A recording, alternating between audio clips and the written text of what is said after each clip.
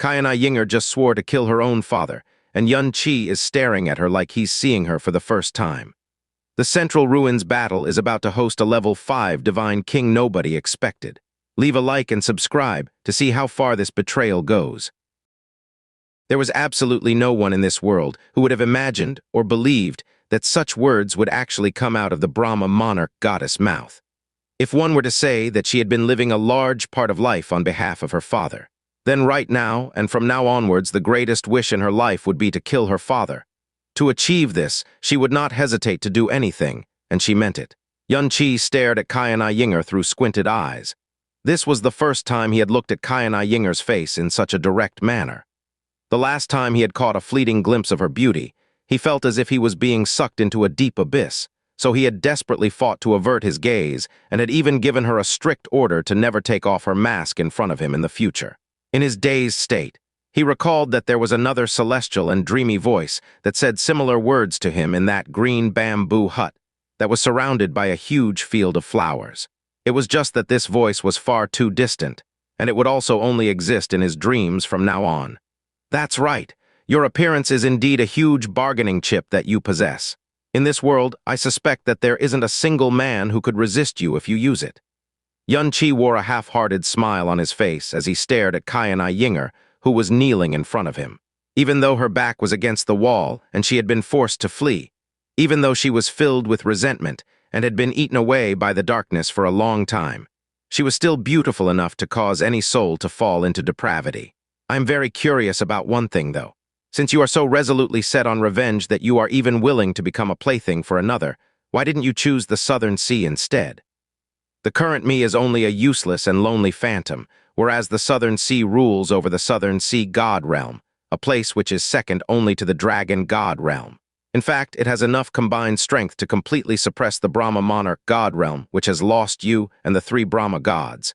Given his infatuation with you and your cunning ways, you might very well be able to slowly shape him into your tool of vengeance, and you wouldn't even need to become my slave. Ying'er did not even hesitate to give her reply. He is not worthy, so I am worthy. Ying'er was stunned by that response. She was willing to be Yun Qi's slave, but she would never want to become the Southern Sea's empress.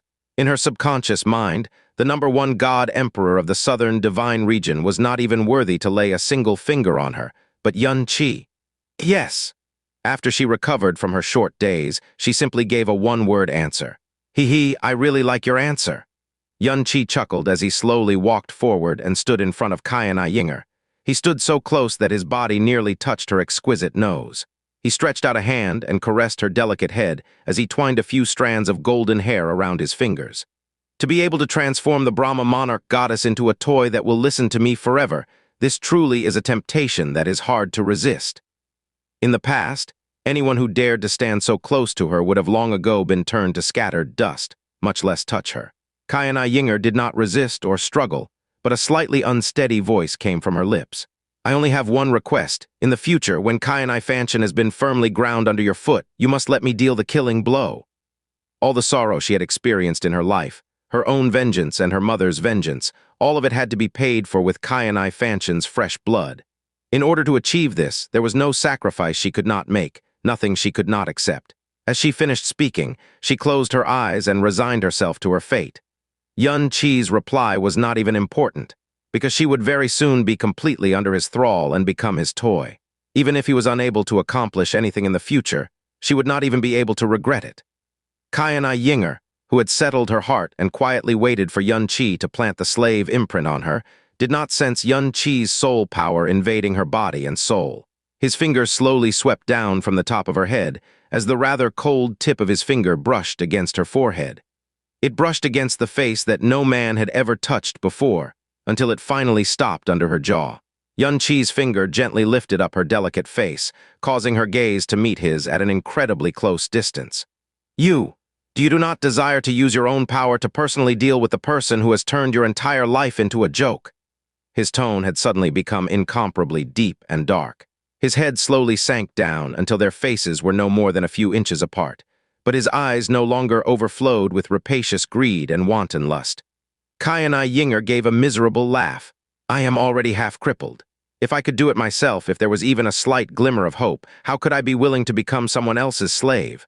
No, you can, Yun-Chi said in a low and deep voice. I can repair your profound veins and allow you to recover your... No, you will gain power that exceeds even the power that you possessed in the past. Ying'er did not say anything, and her expression did not change either.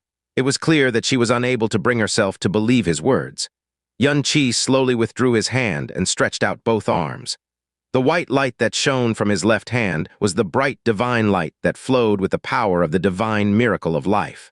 In his right hand was a drop of scarlet blood which radiated a black light so dense and thick that she could not quite describe it. It looked like a tiny black hole that had the power to devour everything despite its size. You're only half crippled, so repairing your profound veins is as easy for me as flipping a hand. Also, this drop of devil blood was left behind by the heaven-smiting devil emperor.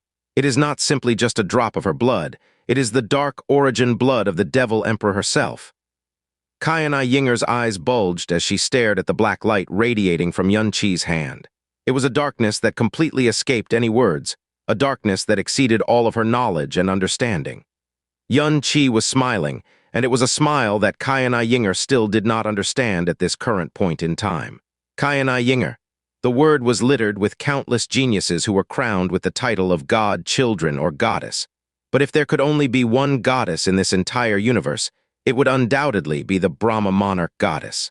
Her innate talent was so high that no one in the eastern divine region could match her. She had not even reached 1,000 years of age, but her perception and understanding of the profound way had already reached the level of a divine master.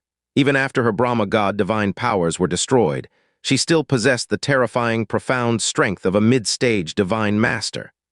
This also meant that even if she did not inherit the Brahma god divine powers, she had still already become a mid-stage divine master before she had reached 1,000 years of age. Such terrifying innate talent in the profound way had not been seen in the 3 divine regions since their inception. In fact, it was terrifying enough that she would have trampled on the title of the youngest divine master in history several thousand times. She possessed a divine master's perception and understanding of the profound way, a peerless innate talent for the profound way. All of her profound arts had been destroyed. Her personality was extremely ruthless and cruel, and the one burning desire in her heart right now was vengeance. How absolutely perfect. Could there be anything more perfect in this world? You want to give this drop of devil emperor origin blood to me? Ying'er asked. Her golden eyes had already been dyed pitch black by the black light. A devil emperor's origin blood. Even when she was still the old Brahma monarch goddess, she still had not even dared to dream of obtaining such a thing. But the current her, what qualifications did she have to receive such a thing? What bargaining chips did she have at her disposal to exchange for such a gift? That's right, Yun-Chi said. In this world there is no one more suitable for it than you. Are you telling me these things to make me more willing, so that I won't resist when you plant the slave imprint on me? Ying'er said with a cold and deep laugh. Then you need not bother. Slave imprint. Heh. Yun-Chi gave a derisive laugh. Do you so badly desire to become someone else's slave? You're the Brahma monarch goddess who used to hold everything in contempt, the Brahma monarch goddess who would not even spare the #1 god emperor of the southern region a single glance. But right now you seem so damn eager to become a soulless toy. Ying'er, has the current you truly sunk so low? What do you mean? Ying'er's gaze turned frigid. I will repair your profound veins and help you merge with this drop of devil emperor origin blood. After that, I will impart an ancient devil art to you, turning you into a devil for all eternity. To be turned into a devil for all eternity. The previous Ying'er would never have been able to accept it. However, to the current her, if she could obtain power that exceeded her previous power because of this, power that would allow her to personally take revenge, how could she resist? But the price isn't the slave imprint. Rather, it is to become my tool of vengeance from today onward. The white and black lights continued to quietly shine from Yun-Chi's hands. You will use me as a tool of vengeance, and I will do the same with you. How fair is that? Ying'er stared at him as she tried to find any traces of mocking ridicule in his eyes. But the only thing she saw was a boundless, gloomy darkness. A cold smile appeared on her face. It was both icy and mocking. How childish and stupid. If you don't plant a slave imprint on me, aren't you afraid that I will become strong enough in the future to reverse our situation? When that time comes, even if you want to plant the slave imprint on me, it will be absolutely impossible. Heh! The corner of Yun Qi's mouth curled up, and even his revealed teeth flashed with a gloomy paleness. I can help you obtain a body and strength that surpasses what you once had, but I can also strip you of everything in a single night. Do you believe me? Yun Qi's words were definitely not a lie. He would gift Xianxia Ying'er that drop of Devil Emperor origin blood, but he definitely would not impart the eternal calamity of darkness to her. I can only merge with 2 drops of Devil Emperor origin blood at most, but the heaven-smiting Devil Emperor left me with 3 drops before she left. Do you know why? Yun Qi continued. It is because I require an excellent cultivation incubator to allow me to perfectly merge with these 2 drops of Devil Emperor origin blood in the shortest amount of time. So this 3rd drop of devil blood is for the incubator to use. Your body and innate talent are of the highest quality, and you also possess only the purest and most original form of profound energy. There isn't a more perfect incubator in this universe than you. Yun Qi was brutally frank as he spoke. But what I want is not only your body and power, I also want your brains. I don't want a doll who simply puts me first in every matter, understand? This time, Xianxia Ying'er finally showed a violent reaction. The black light in Yun Qi's hand had entered her eyes and shone into the deepest parts of her soul. She slowly raised her head, her eyes astonishingly dull and calm. The look in her eyes was just like when she, as the Brahma monarch goddess of old, had grabbed Yun Qi by the throat and had afflicted him with the Brahma soul death-wishing mark. You won't regret this. Those short 4 words were said without any emotion. Neither did she bother to utter any meaningless oaths like, I swear my eternal loyalty to you, and I will never betray you to him, because those were the most absurd and ridiculous things in the world. Very good, Yun Qi said as he looked down at her. From today onward, you are no longer the Brahma monarch goddess, and you are no longer Xianxia Ying'er either. Rather, your surname will be Yun, and your name will be Xianxia. His words were not a question, but a statement. Xianxia Ying'er is already dead. Right now, only Yun Xianxia exists in this world, she said in a dull and soft voice. Even discarding her surname did not cause any ripples in her heart. The 2 words, Xianxia, had once represented glory and conviction to her, but now they were only an emblem of hatred and shame. Yun Qi closed his right hand, and the black light receded. However, his left hand, which shone with dense white light, lunged forward as it pressed against Xianxia Ying'er's chest. Pure light energy flowed into her body like a warm and gentle current and reached her profound veins. Since Xianxia Fanchen wanted to ensure that it was impossible for Xianxia Ying'er to ever recover her previous power, the method that he had used to destroy her profound veins had naturally been out of the ordinary. It definitely left no possibility for recovery. Even the Western region's Dragon Queen would not be able to do it. However, Yun Qi, who had cultivated the complete divine miracle of life, was outside of his knowledge, so he was the only exception in this universe. 2 demons who had been abandoned by the world and consumed by vengeance, 2 former mortal enemies, had become each other's tool of vengeance in this land, known as the Eastern Frost within the Northern Divine region. No one was aware that a seed of incomparable darkness had been planted in the fate of the Northern Divine region, the fate of the God realm, and the fate of the entire primal chaos from this moment forward. What exactly was a divine miracle? It was a miracle of heaven that simply could not happen if the normal rules of logic applied. The divine miracle of life was the core divine power that belonged to the creation goddess of life, Li Xiu. It could fix any wound, heal any sickness, purge any poison, but its greatest power lay in the fact that it could create life. For example, the wood spirit race that had survived to this day were living creatures that had been created by the divine miracle of life. This was also the reason why, when Yun Qi was crippled and on the verge of death, the royal wood spirit orb within his body was able to activate the dormant, divine miracle of life and cause Yun Qi to miraculously recover. Yun Qi did not possess Li Xiu's divine blood or divine soul, so the divine miracle of life he could use was naturally far from being able to compare to the one that Li Xiu used. However, it was still a creation god art, so even if he did not have the corresponding creation god divine power to the present world of mortal beings, it still possessed a divinely miraculous power. Under the light profound energy which coursed with the power of the divine miracle of life, the profound veins that Xianxia Fanchen had personally destroyed were like withered flowers after a rainstorm. They had obtained new life, blossoming once more. After a short 12 hours, Ying'er opened her eyes and sensed her reborn profound veins. She looked at Yun-Chi, whose body was wreathed in a sacred white light but whose eyes were as gloomy and dark as any abyss. She was not excited or filled with emotion, and her heart and soul were incomparably calm. From the day she had fled from the Brahma monarch god realm, she had never imagined that she would be able to have such a peaceful moment again. She also discovered that Yun-Chi had far more secrets than anyone had ever seen or imagined. Perhaps there was no one in this world who had ever truly understood him before. He had fully restored her profound veins in 12 hours. She wondered what kind of look Kai-and-I Fanshin would have on his face once he found out. The white glow on Yun-Chi's body vanished, and the dark and a sinister aura filled the entire space once more. "It looks like pinning my last hope on you was the correct decision after all," Ying'er said slowly. Now that she was calm again, her eyes gleamed with such a powerful and icy light that others would not dare to look her straight in the eye. "You always give me such nice surprises." Now that her profound veins had been restored, her profound energy had stopped dissipating as well, and her profound strength had stabilized at the third level of the divine sovereign realm. Even though it was still a far cry from her strength at her apex, she had obtained a new hope that shone brighter than ever before. Once she merged with the Devil Emperor origin blood, the invisible erosion effect of the northern divine region's yin energy would completely disappear. Yun-Chi did not say anything. He simply extended his right hand, the devil blood that was wreathed in black light flashing into existence on the tip of his finger. "Do we begin now?" Ying'er asked. "We are not going to wait for my profound strength to recover."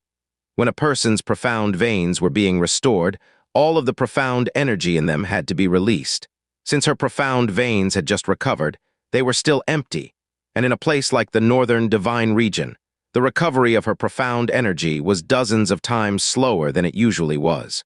"There's no need," Yun-Chi replied in a low voice. "You are currently in the most perfect condition for this."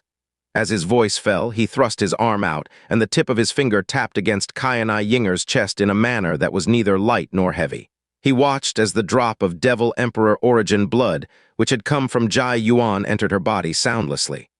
Ying'er was not Yun-Chi, who had been intimately embraced by darkness' profound energy. If she tried to forcefully merge with the Devil Emperor origin blood, it would only result in her being devoured by the devilish blood. Whoosh! Black light blossomed around Ying'er's body. Her golden hair danced in the air, and her golden eyes instantly turned pitch black. Yun-Chi's palm did not leave her body, and he completely controlled the devilish blood. It was at this moment that the black light around Ying'er's body started to slowly recede, and the look of pain that had appeared on her face also disappeared along with it. Yun-Chi's body suddenly shifted forward, his palms still on Ying'er's chest, as he pressed her down in a rough manner. "Do you know how to dual cultivate and how to be a proper incubator?" Yun-Chi's voice was ice cold, but his gaze was scorching hot and filled with lust. To be able to push the goddess down, how many men had fantasized about doing such a thing? But only he had been allowed to do so, and she had even offered herself up first. Confusion flashed in Ying'er's beautiful eyes. Even she had times where she was at a complete loss. "Heh," Yun-Chi let out a wicked chuckle. "It's okay. I will teach you all of these things. From today onwards, I will teach you every single day.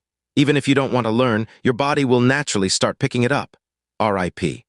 A ripping sound rang in the air as Yun-Chi roughly tore the black robe that Ying'er was wearing. Her jade body, a body that was as perfect as a miracle created by the gods, suddenly appeared in front of his eyes. Even though her surroundings were dark and gloomy, her magnificent body seemed to be bathed in gentle moonlight. Every inch of her snowy white skin and smooth muscles, every gentle curve, painted the ultimate picture of beauty in this world, in the world of dreams and especially in the world of fantasy. A slight shudder ran through Ying'er's body. She did not resist.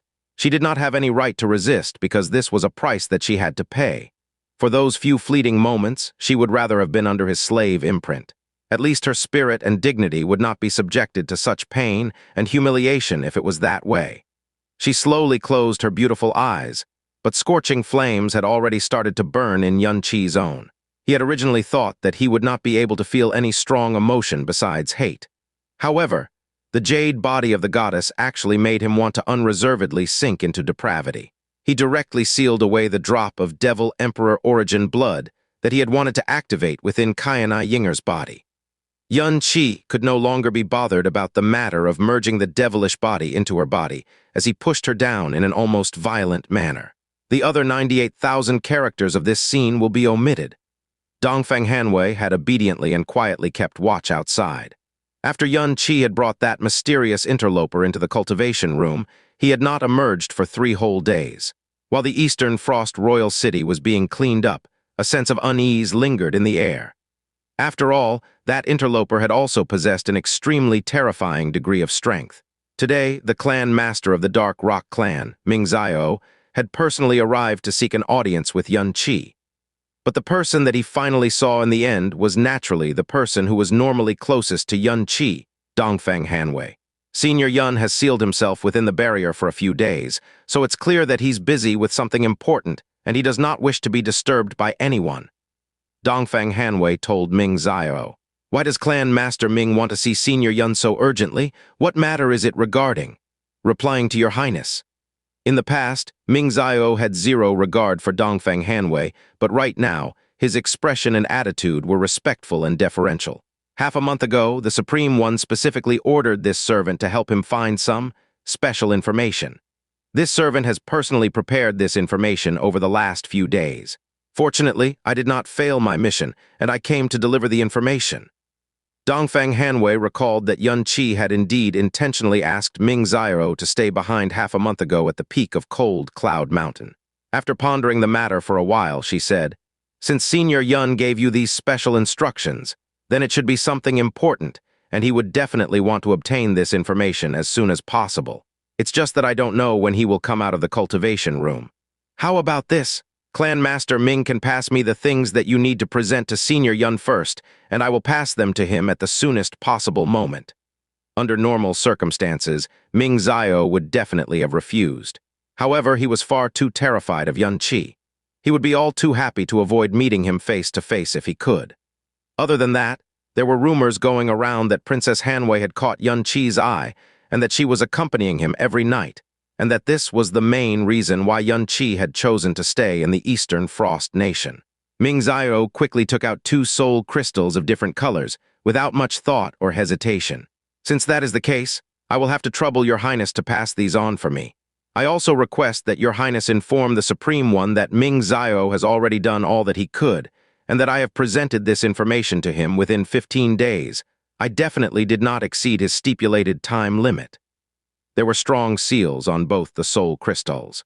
Given Dongfeng Hanwei's strength, she would not be able to check them even if she wanted to. After she took the soul crystals presented to her by Ming Zio, Dongfeng Hanwei returned to where Yun Qi was. Just as she stood by the door, Yun Qi's voice suddenly rang in her ears. "Go get some women's clothing for me and send it in." What a strange request, but Dongfeng Hanwei did not dare to tarry, and she hurriedly went to get some clothes. "Senior Yun, I'm coming in." As she parted the barrier and opened the door, Dongfeng Hanwei walked in carrying a bunch of luxurious palace robes that she had personally selected. After that, she was rooted in place, completely dazed. A woman sat beside Yun Qi. The woman's back was to her, her golden hair falling somewhat messily over a fragrant shoulder. It was clear that the black robes that she was wearing had been through some rough treatment. They were so torn and ripped that they could not conceal her body or her back.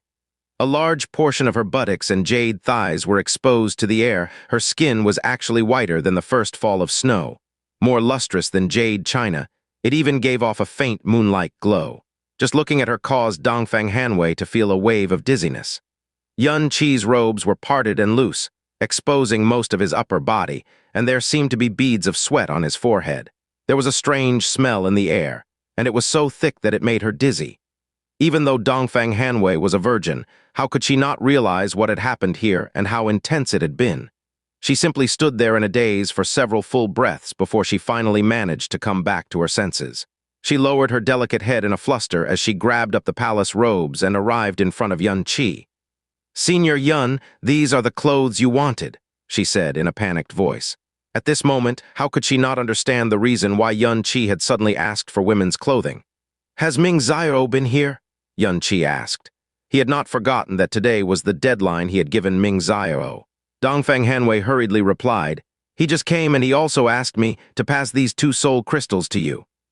As she spoke, she frantically took out the soul crystals, but in a moment of panic and carelessness, she dropped one of the soul crystals by accident.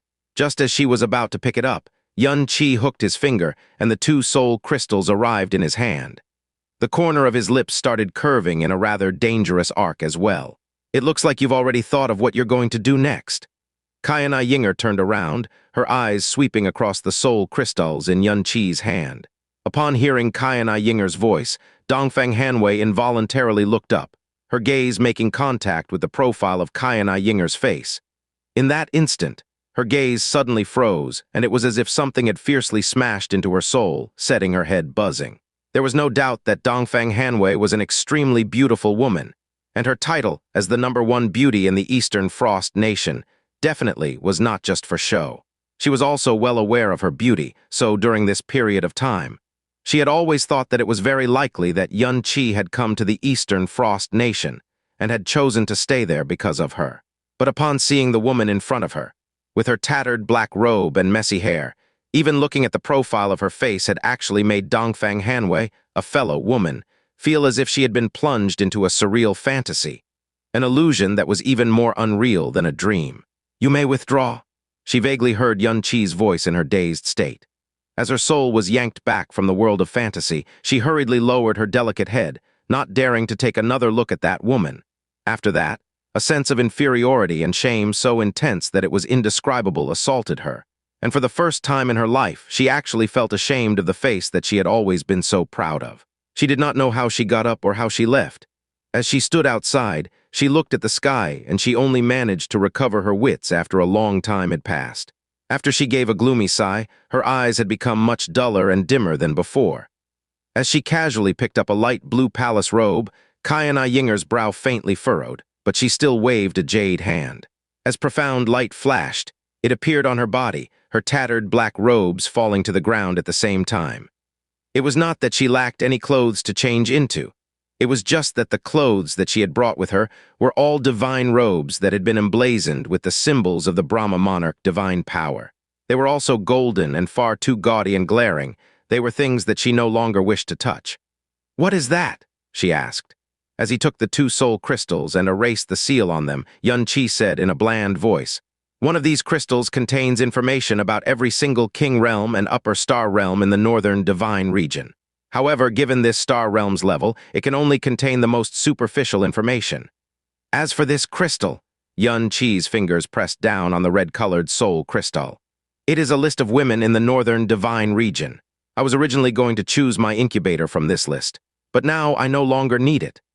As his voice fell, he was about to casually break it, but a jade figure flashed by and the soul crystal fell into Ying'er's hand. She gently held it up in her long and delicate jade fingers as she said, "This just might have some use." Frost Nation, it is unexpectedly calm and quiet. A young lady came to a halt in front of the Eastern Frost Royal City. She was dressed all in green and she was as tall as most men, but her figure was exceptionally willowy and graceful. It had attracted the gazes of an untold number of people over the course of her journey to this place. Her face was also extraordinarily beautiful and delicate. Her bearing was even more extraordinary than her appearance. It was cold and haughty, but not intimidating or menacing. A black-robed old man followed behind her. The old man's features were nothing special. They were the sort most people would forget after a single glance. At first glance, his eyes seemed turbid and muddy, but if one were to look closely, they would definitely see a heart-piercingly cold light flash through those eyes every now and then. The Eastern Frost Nation is one of the 36 nations of the Eastern Realm, and its reputation has recently soared because Yun Qi had chosen to stay there. Its power now far exceeds the other 35 countries. There are rumors that Yun Qi and the Eastern Frost Nation share some sort of special relationship. But there are also other rumors which state that he has chosen to stay in this place because he lusted after the beauty of the Eastern Frost's 19th princess. The old man said in a slow and unhurried voice. HMPH. The green-clothed woman let out a cold and disdainful snort. Yet another lust-addled fool. Well, no matter what the case may be, his strength is unquestionable. The old man continued. He was able to defeat the Sun Death Sword Master and the Dark Rock's old ancestor, who had long been in seclusion, in front of countless profound practitioners. This matter can't be fake. After putting together all the rumors, his strength should already be at the 10th level of the Divine King realm or higher. He might even be half a step into the Divine Sovereign realm already. I sincerely hope so. He better not have made me come here for nothing, the woman said. Other than that, I heard that his personality is extremely violent and cruel. He had no previous grudge against the 9 great sects, but he didn't hesitate to kill nearly everyone that he fought. Not even a single bone of the Sun Death Sword Master remains, and the Dark Rock's old ancestor had his wings torn off and his body shattered as Yun-Chi bathed the cold Cloud Mountain in a storm of blood. Furthermore, he has made no indication of wanting to greet the Great Realm King, even though he dominated the Eastern realms more than a month ago. So he definitely isn't someone easy to get along with. Zuyin, you need to be much more prudent this time around. Grandfather Jiu, don't worry. I came here this time to bestow our favor upon him. I did not come here to punish him on behalf of Royal Father. As long as his head is screwed on straight, he should realize just how much face Royal Father is showing him, how much of an opportunity he is being given. Other than that, with Grandfather Jiu around, even if he is a lunatic, what do I have to be afraid of? Let's go. The 2 people entered the royal city and directly entered the inner palace in the middle of the city. They were stopped by the profound practitioners who guarded the palace. This is the Eastern Frost's inner palace. You are not to go in as you please. The woman did not try to force her way in. Instead, she simply stopped walking and said in a cool voice, "Inform your monarch to come welcome me personally." Those few short words seemed to have disregarded their monarch entirely. However, the profound practitioners who were guarding the palace did not laugh or get angry, because those cool and calm phoenix eyes concealed a might that caused their hearts to palpitate. The frontmost profound practitioner's expression went through a series of changes before he spoke in a cautious voice. "Dare I ask for the name of the honored lady?" "Dong Zuyin." Those 3 short words stunned everyone present. After that, the expressions on their faces abruptly changed and grew countless times more shocked in that single instant. It was as if they had heard the heavens speaking to them. So it was actually. Yes, this humble one will go and report to the monarch now.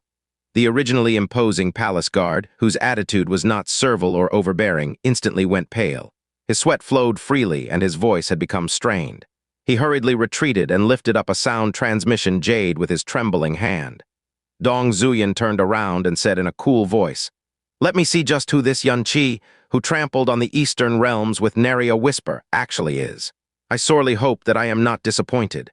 "Yun-Chi, the old man gave a deep sigh, and it was as if he had thought of something. "Oh," Dong Zuyin glanced to the side. "Could it be that Grandfather Jiu has thought of something?" "No." The old man shook his head. "It's just that the surname Yun is extremely rare, and I could not help but think of that family which carries the weight of an eternal sin on their back." Dong Zuyin naturally knew what the old man spoke of. She casually replied, "Oh, the Yun family in the past, I have heard Royal Father speak of them.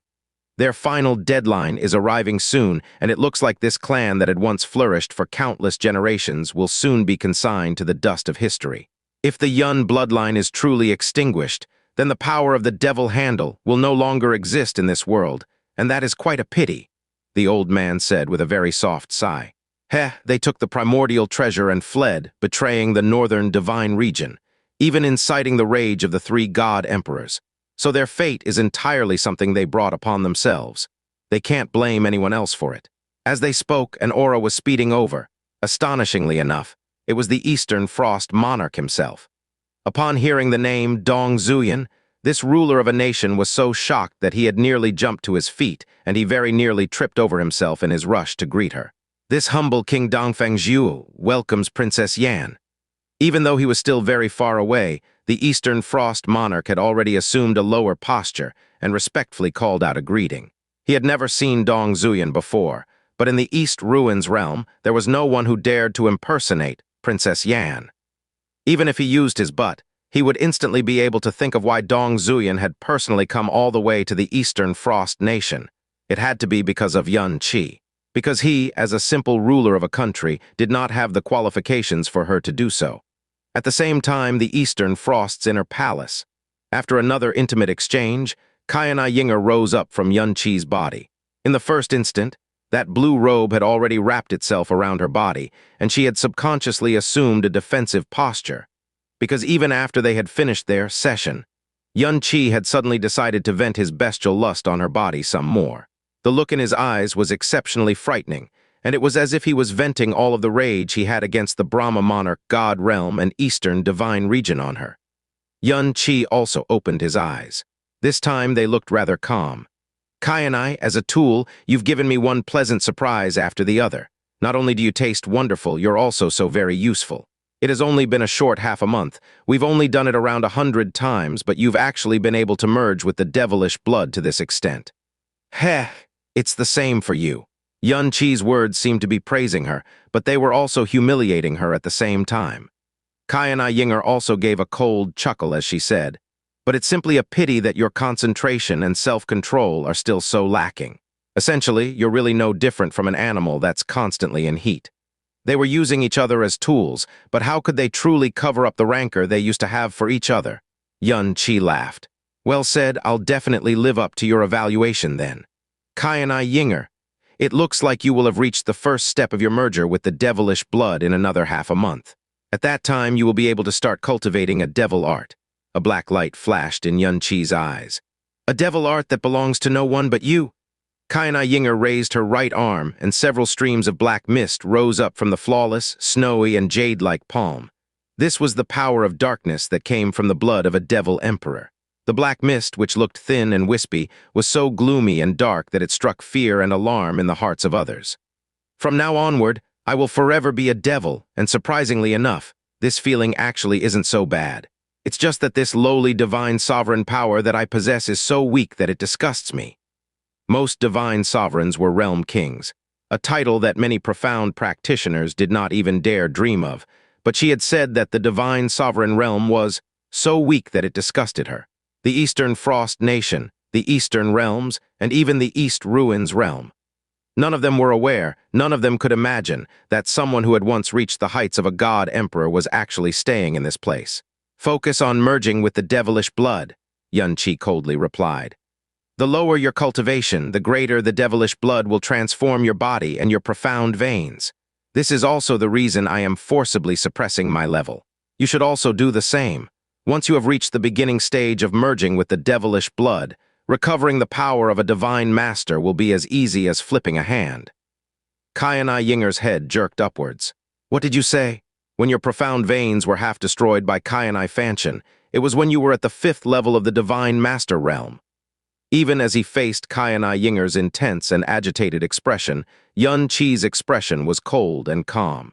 "Do you think that the extent of my light profound energy's restoration of your profound veins was only limited to stopping the dissipation of your profound strength? Hey, you're greatly underestimating the divine miracle of life. So you're saying that you have a way to restore my cultivation to what it was before I was crippled?" Ying'er's body leaned forward. She was caught between excitement and incredulity. If she wanted to recultivate from the 3rd level of the divine sovereign realm to the middle stages of the divine master realm, she would need at least a few hundred years, even given her world-shocking innate talent and comprehension of the profound way. Furthermore, in the northern divine region, she naturally could not obtain anything resembling the resources she had used in the Brahma monarch god realm, so it would naturally take even longer. "Within 3 years?"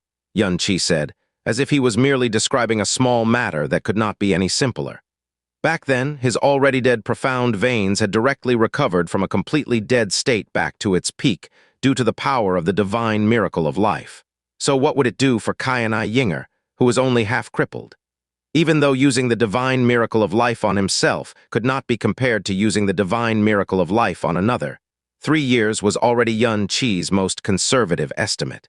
Given his profound strength, which would explosively rise in the near future, and Ying'er's body, which would definitely become a devil's body because she had merged with the devil emperor origin blood, it was very likely that it would be much shorter than 3 years. Ying'er sank into a deep silence. Yun Qi always said things that completely went against all logic and common sense, but he had made it a reality every single time. As she faced the current Yun Qi, she could no longer even suspect his words. She swiftly suppressed the sudden swell of emotion within her heart and suddenly gave a cold laugh.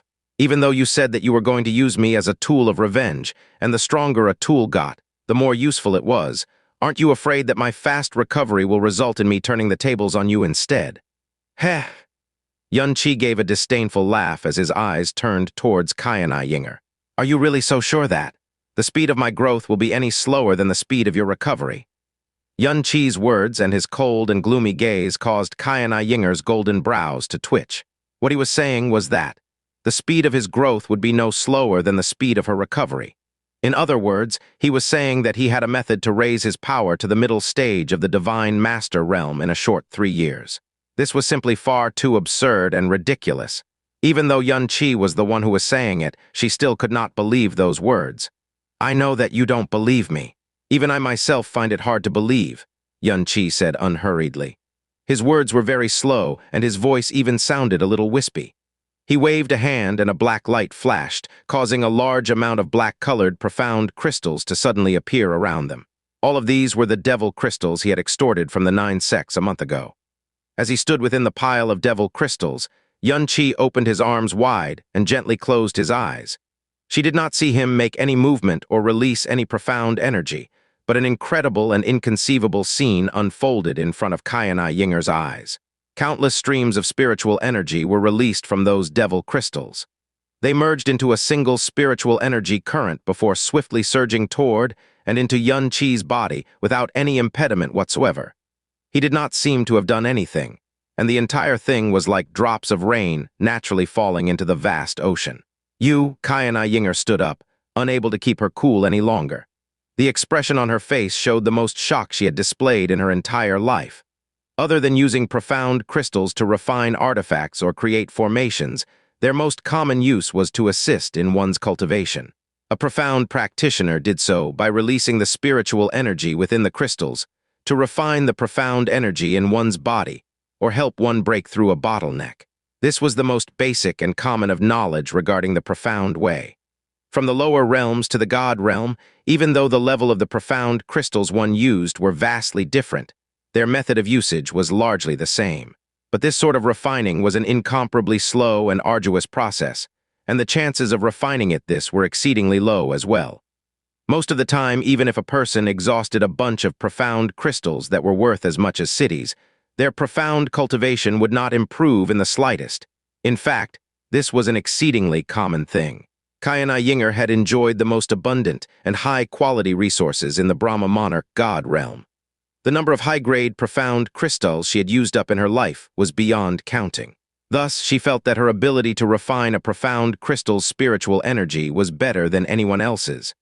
However, what she had just witnessed, the scene that had just unfolded right in front of her eyes, was clearly not the refining of a profound crystal's spiritual energy. Instead, it was clearly absorption. Yunqi opened his eyes and allowed his arms to fall. The streams of spiritual energy also instantly disappeared. As he looked at the utterly shocked Ying'er, he said in a slow and unhurried manner, "Refining. That's only a method that you mortals would use." Ying'er had been struck completely dumb. Before the heaven-smiting devil emperor left, she said something rather strange to me. She said that I was a monster. A mysterious look flashed across Yunqi's face. An exalted and supreme devil emperor actually called me a monster. How absurd and ridiculous is that? At least that was what I thought back then. However, the moment I did not have any attachments to the world, the moment I set aside all my worries and hesitation, with only a thirst for power remaining, especially when I actually truly came into contact with that power. Yunqi exhaled softly. Yes, it was then that I realized that I really was a monster all along. That power, Ying'er asked in a rather dazed voice. Its name is called nothingness, Yunqi said in a low voice. Nothingness. Ying'er's golden brows knitted together. It's a kind of special law. It might very well be the power which the profound way originated from. It can reduce all things to nothing and make them into your own power. Yunqi was slowly describing something that no one could understand. Even he himself had only comprehended the edges of the law of nothingness. It's just that I have merely cracked open the door to this power. So the only things I can completely return to nothingness right now are these sorts of profound crystals, which are the easiest to reduce to nothingness in the first place. Only, for him to be able to absorb the spiritual energy within the devil crystals with no impediment whatsoever, without any discernible method, and use it for his own cultivation. This was what he called just cracking the door open. This was actually what he called only. Is this also a power that the heaven-smiting devil emperor left to you, Ying'er, who had once stood at the very pinnacle of the profound way, had never heard of a law of nothingness. Thus, Yun Qi's words sounded like words being recited from a heavenly book. But if this was a special power that the heaven-smiting devil emperor had left behind, her being unable to understand was very normal.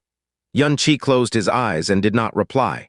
Ying'er's gaze swept over the black devil crystals that Yun Qi had spread out over the floor.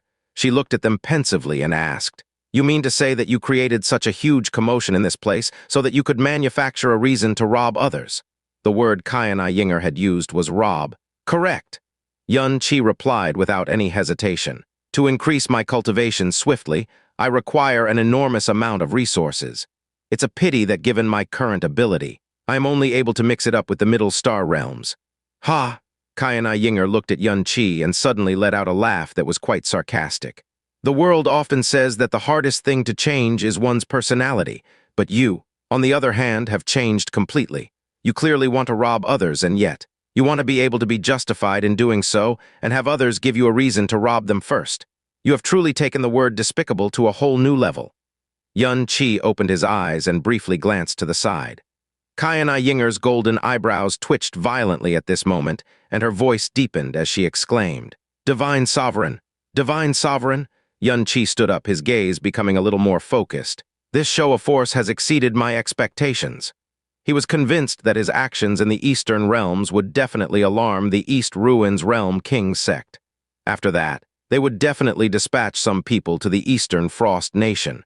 He had just never imagined that they would actually send a divine sovereign. However, he did not panic and instead pushed his hand out. "Carry this with you." Ying'er took it and asked, "This is?" "It's called the Yuan stone," Yun Qi replied. The thing that he passed to Ying'er was precisely the Yuan stone that Jai Yuan had left him. However, he had no need for it for the time being. "It's able to change your aura, pour your profound energy into it, and you will know how to use it."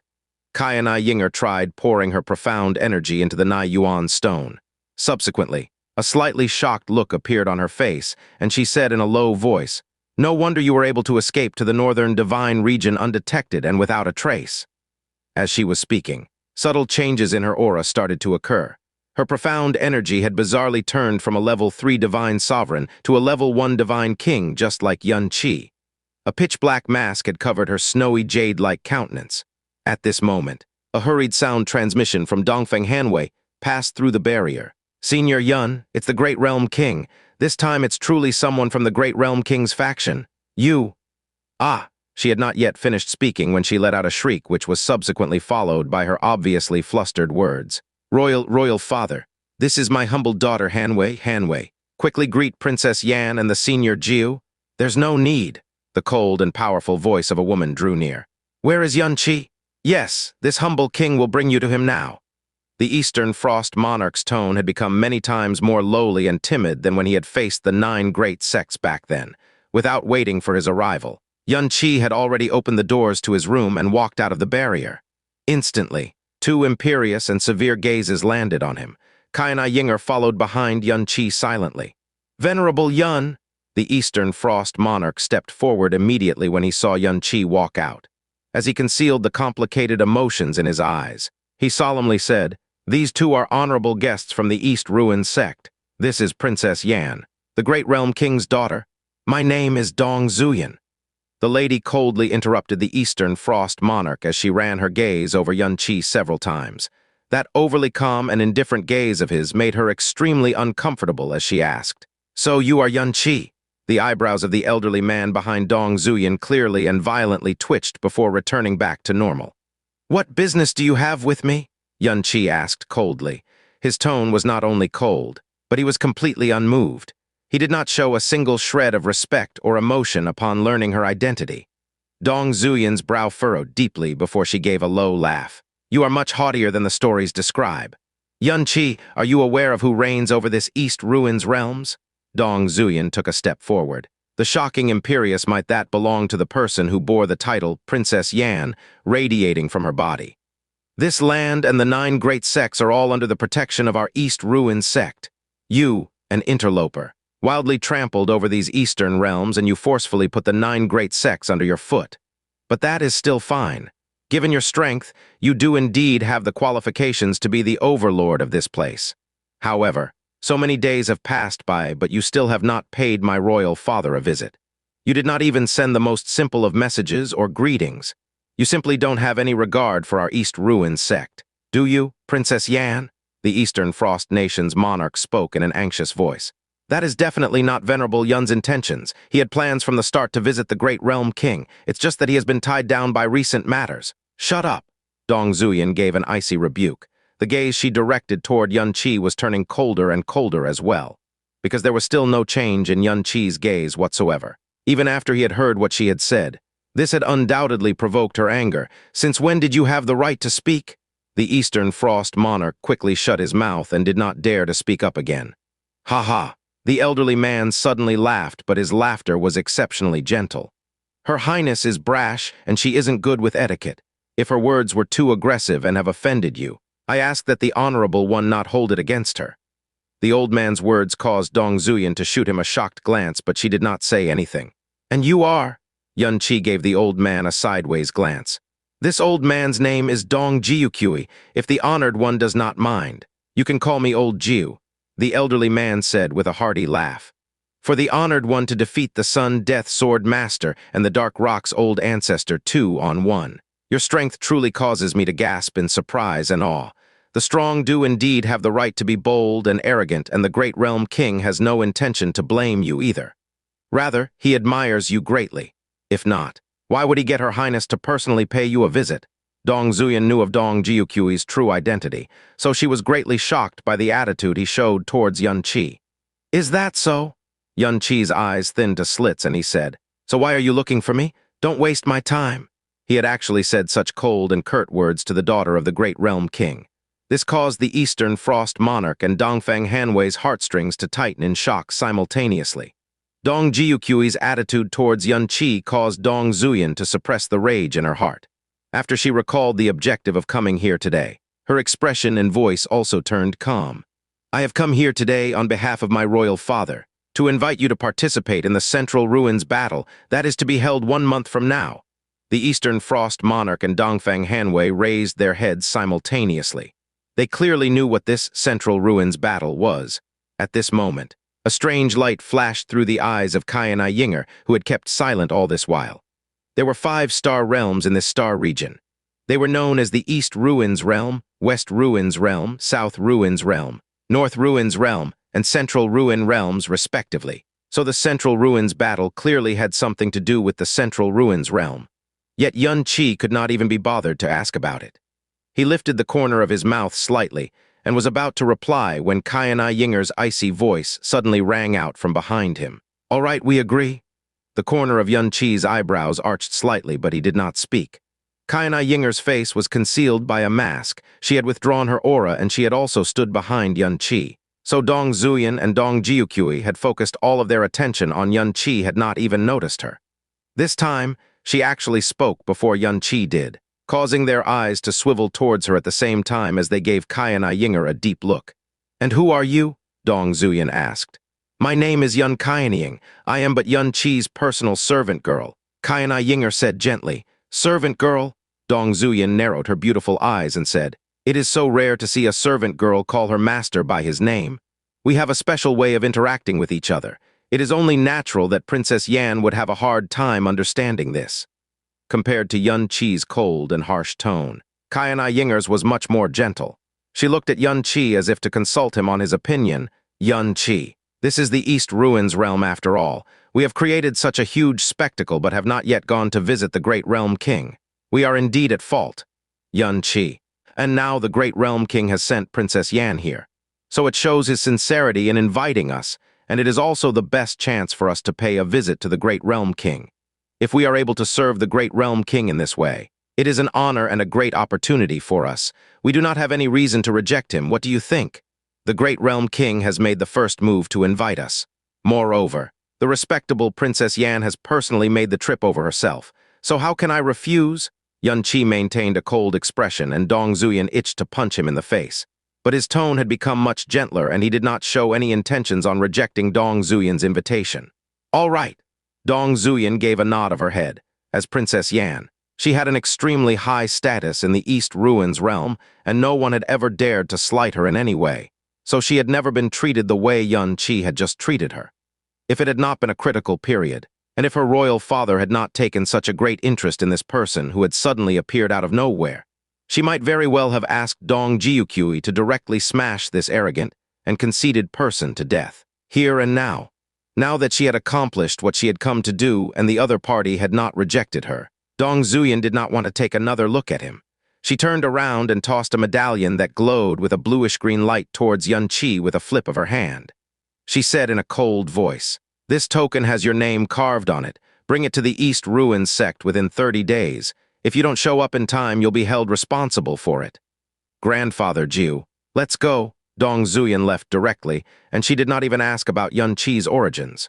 Dong Jiuqiu nodded his head towards Yuan-Chi and smiled, saying, "I believe that the Honorable One will definitely perform brilliantly in this coming Central Ruins battle. This old man is truly looking forward to it. Farewell." As he was leaving, he took a seemingly inadvertent glance at Kaianai Ying'er. "This humble king respectfully sends, there's no need," Dong Zuyan said coldly, causing the Eastern Frost monarch to freeze in place. After they had left the Eastern Frost royal city, Dong Zuyan's expression suddenly changed. She stomped her foot, causing the ground to shake and tremble as she shouted in a hate-filled voice, "I have never seen such a rude and arrogant thug. He simply had no respect for our East Ruins sect." "Ha ha!"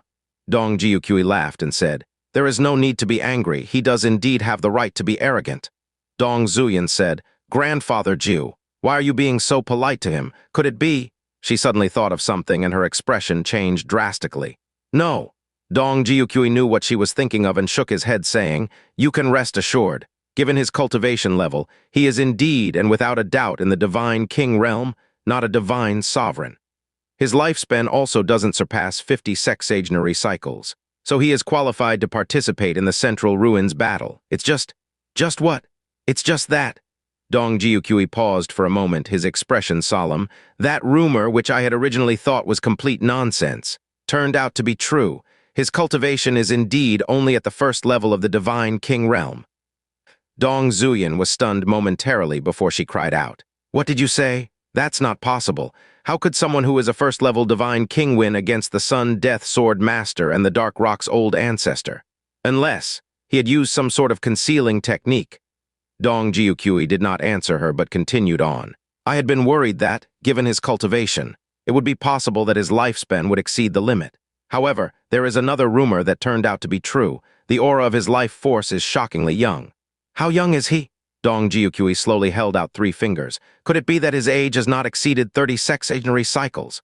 Dong Zuyan gave a surprised expression while she was speaking. At most, he would still be under 2,000 years if he had not exceeded 30 sexagenary cycles. And yet, his strength is at the peak of the divine king realm. "No." Dong Jiuqiu shook his head again and said, "I think that his age could very well be below 3 sexagenary cycles. TL note, we are only using sexagenary cycles, a cycle of 60 years in this case because it finally applies. If you wanted to know, almost every time some asshole from the god realm said, 'But Yuan-Chi was only 30 years of age.' Mars was actually writing, 'But Yuan-Chi was only half a sexagenary cycle years of age.' Obviously, we said FCK that shit until this chapter, when he actually used the Chinese character for years, Chinese letter, and the Chinese characters for sexagenary cycle, Chinese letter, in the same damn sentence. So here we are, folks, and I hope we never have to use it again." The expelling of one's life aura was very different in the northern divine region due to the presence of darkness yin energy and the cultivation of darkness profound energy. As a result, detection of one's life aura was far less accurate and clear compared to the outside world. That being said, it was still possible to narrow it down to an approximate range. She seemed surprised that Dong Jiuqiu would say such a thing, though not at the estimate itself. She replied indifferently, "That's not a funny joke." Dong Jiuqiu moved on to the next topic after that. Naturally, he didn't believe that Yuan-Chi was really less than 180 years old. In the northern divine region, it was perfectly normal to misjudge a person's life aura because the same person could give off vastly different life auras if they cultivated different darkness profound arts. "Zuyan, I think you forgot to inquire about his background just now," Dong Jiuqiu asked. "HMPH." Dong Zuyan frowned deeply when she recalled Yun Qi's stiff and chilly expression. Considering the foolish arrogance he displayed earlier, it'd just be a waste of time. Plus, royal father doesn't care about his background at all. Actually, the sect master does care, but he doesn't have the time to check right now. Dong Jiuqui shook his head and said slowly, "In the past, the East Ruins realm has only ever lost to the North Ruins realm during the Central Ruins battle. But now, the West Ruins realm has defeated us twice in a row, driving us down to third place. It's one thing to lose resources, and another to suffer a devastating blow to one's reputation and status. You know what kind of person your royal father is.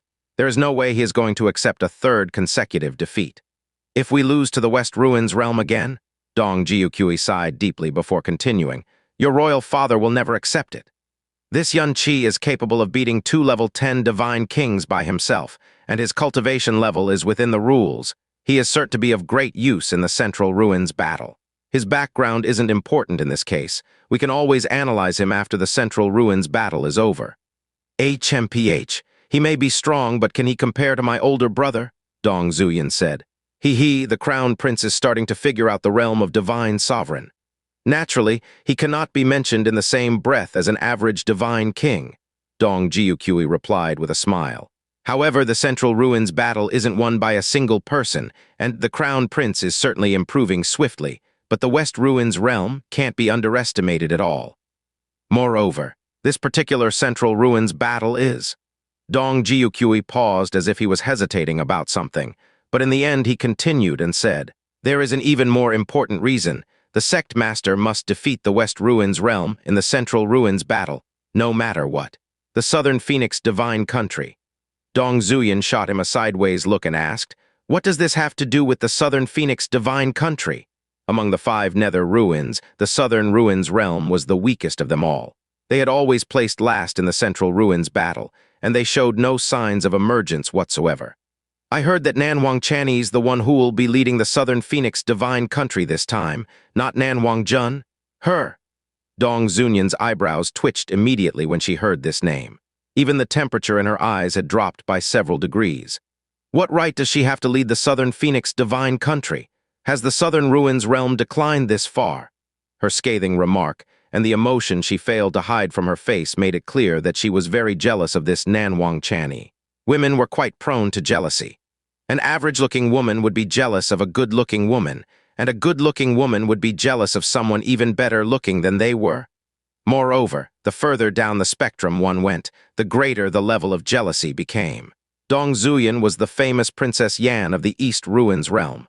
She was revered by all, and her beauty was one of a kind. However, if she were to stand next to Nanwang Channy, then her limelight would disappear instantly. No one would even favor her with a glance. Nanwang Channy was the 99th princess of the Southern Phoenix divine country, a force in the South Ruins realm. Even an ordinary child would know that the Southern Phoenix princess was the prettiest woman in all 5 realms. No one had managed to dethrone her since she was 15 years old. "It's because Nanwang Channy is no longer just a normal princess," Dong Jiuqui said. "Half a month ago, Nanwang Jun ousted his own crown prince and bestowed the position on Nanwang Channy instead. Now she is the crown princess of the Southern Phoenix divine country." "What?" Dong Zuyan exclaimed in surprise. She couldn't understand the decision at all. "It's a rumor no one could believe when they heard it until Zuyan. Do you know who the supervisor and witness of this Central Ruins battle are? Is it not the venerable hidden mirror anymore?" "This time it's the venerable hidden sword," Dong Jiuqui replied. A moment later, Dong Zuyan abruptly came to realization and blurted, "Could it be?" "That's right." Dong Jiuqui nodded with a sigh. A trace of envy could be sensed in it. "He'll be bringing Beihan Chu with him."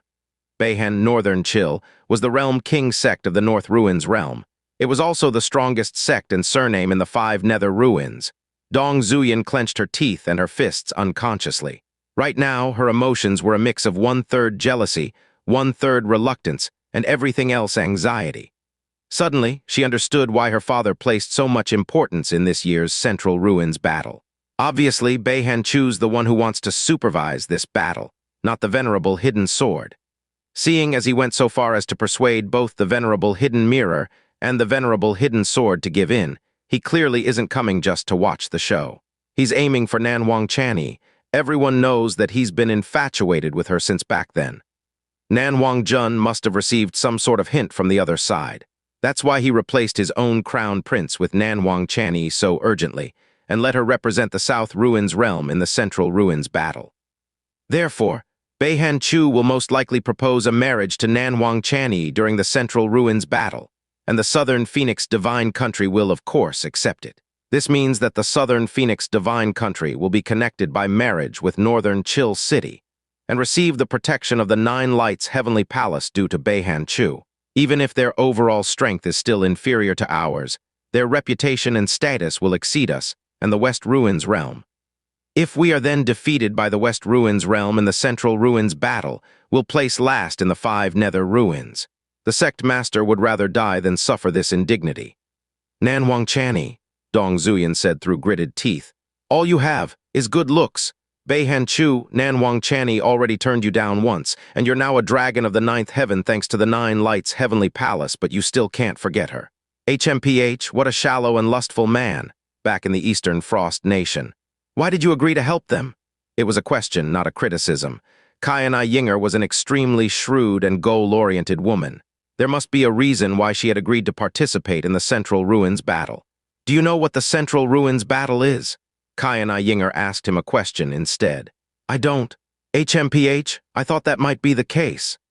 Kai-and-I Ying'er took off her mask and revealed a face that would incite deep jealousy in a heavenly fairy. Not even Yun Qi was able to stop himself from blanking out for a fraction of a second. The star region we're in is called the 5 Nether Ruins.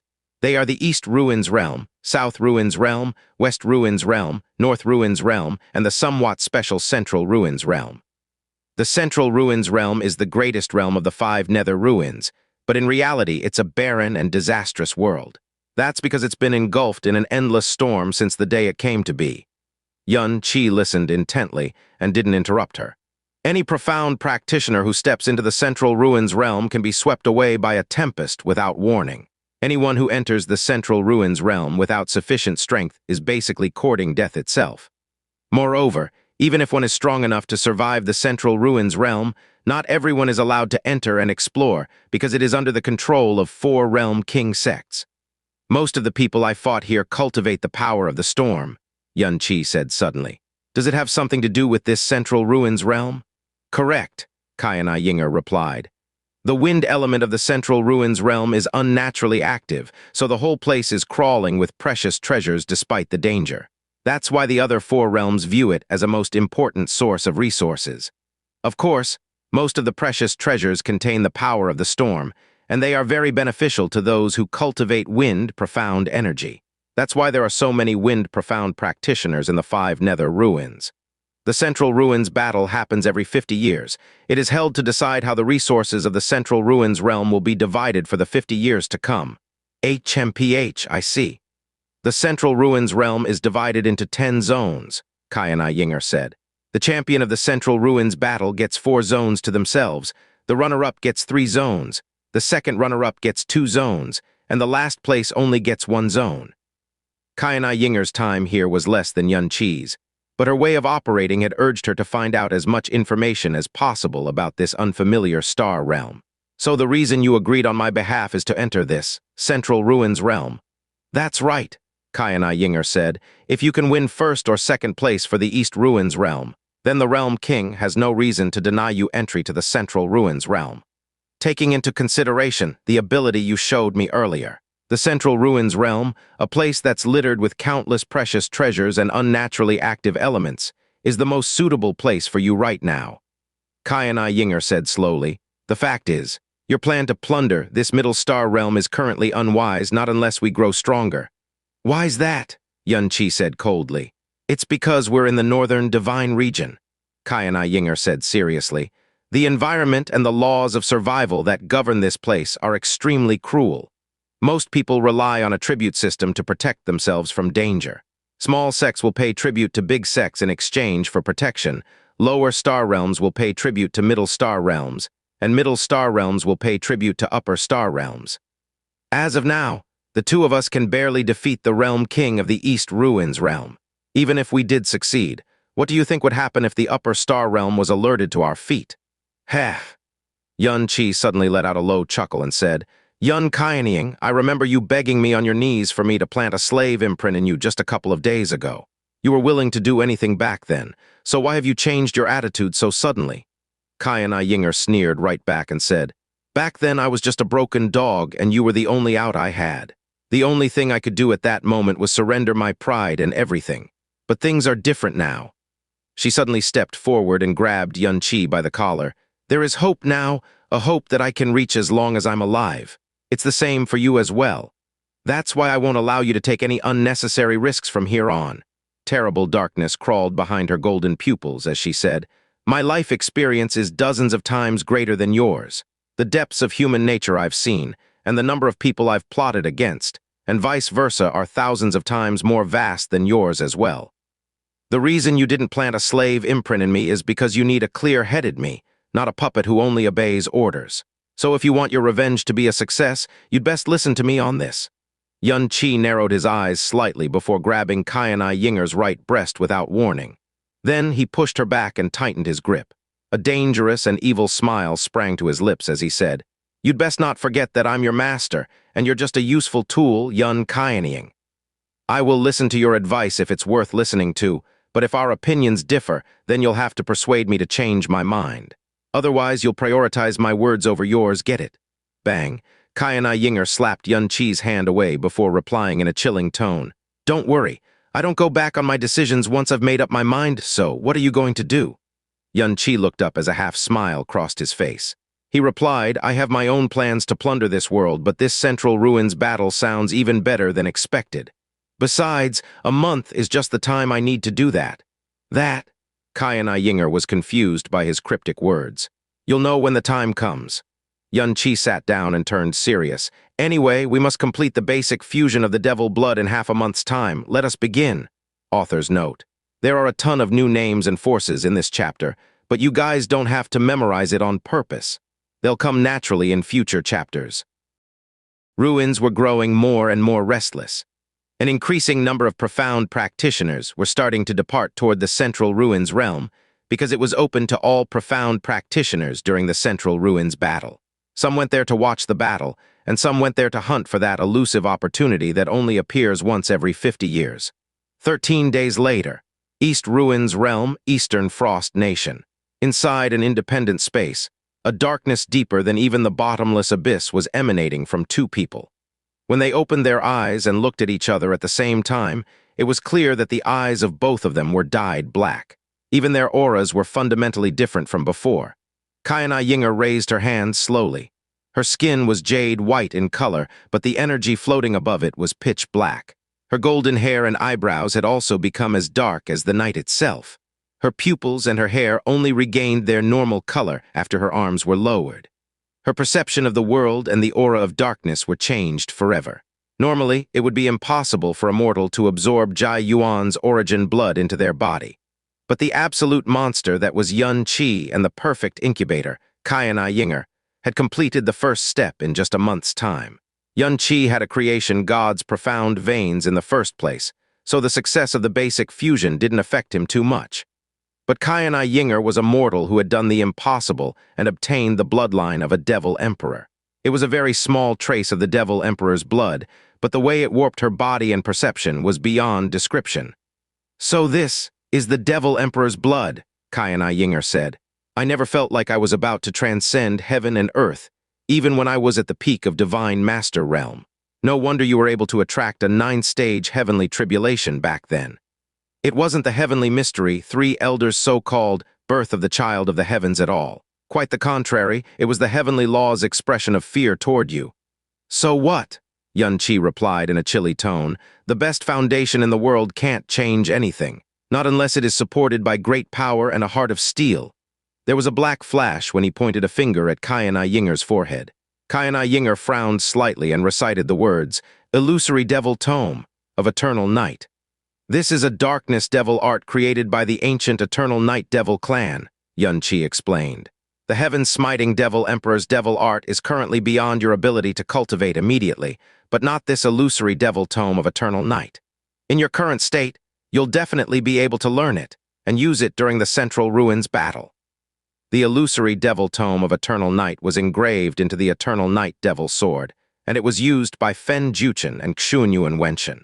When the sword had fallen into his hands, he had barely glanced at the illusory devil tome of eternal night due to his revulsion toward darkness, profound energy, and dark devil arts back then.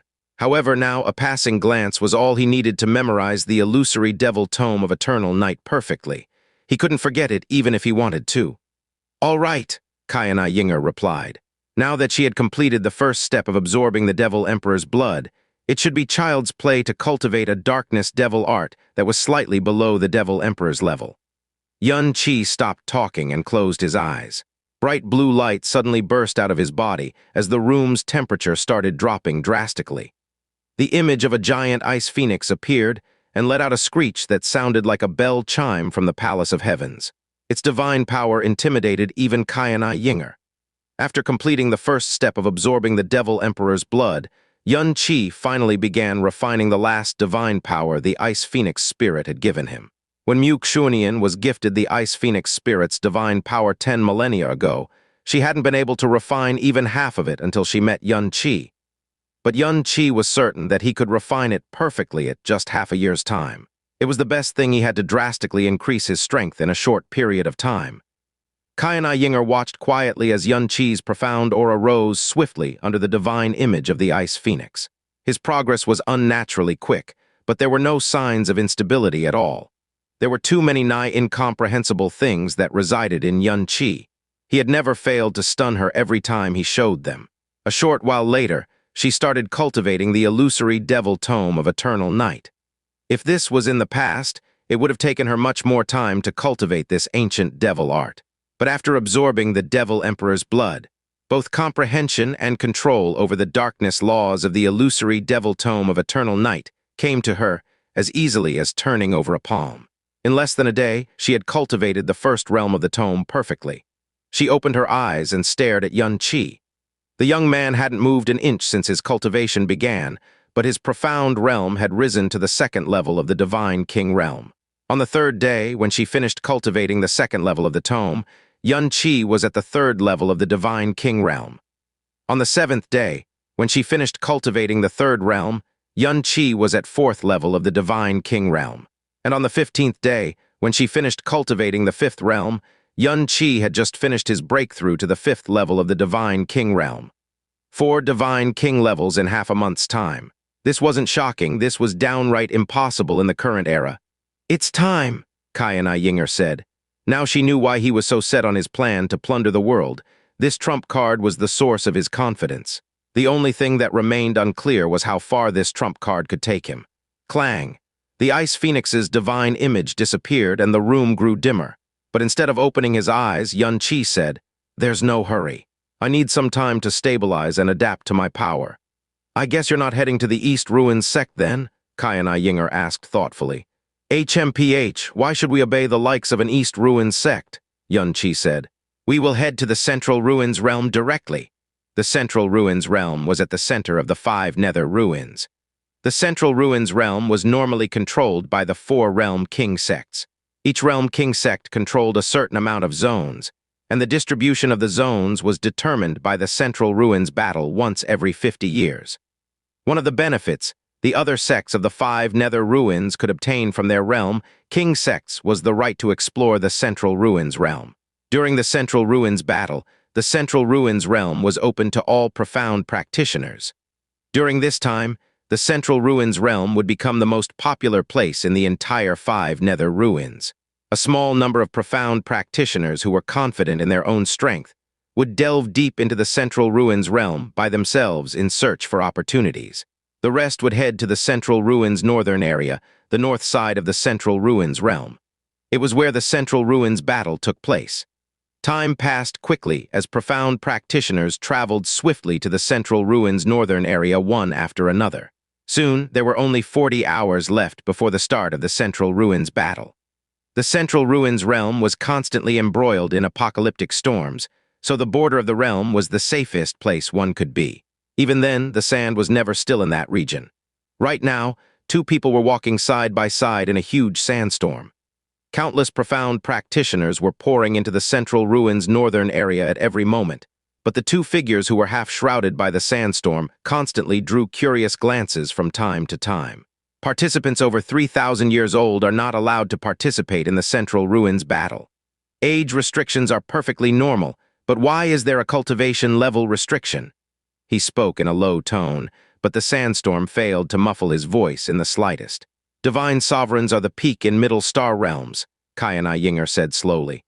As for divine kings, they are few in number, but not so few that they're considered rare. Do you know how many divine kings are stuck at the last level, unable to progress despite spending hundreds of years, thousands of years, or even their whole lives cultivating? Yuan-Chi rarely interacted with other star realms, but he was aware of the power structure in Snow Song realm.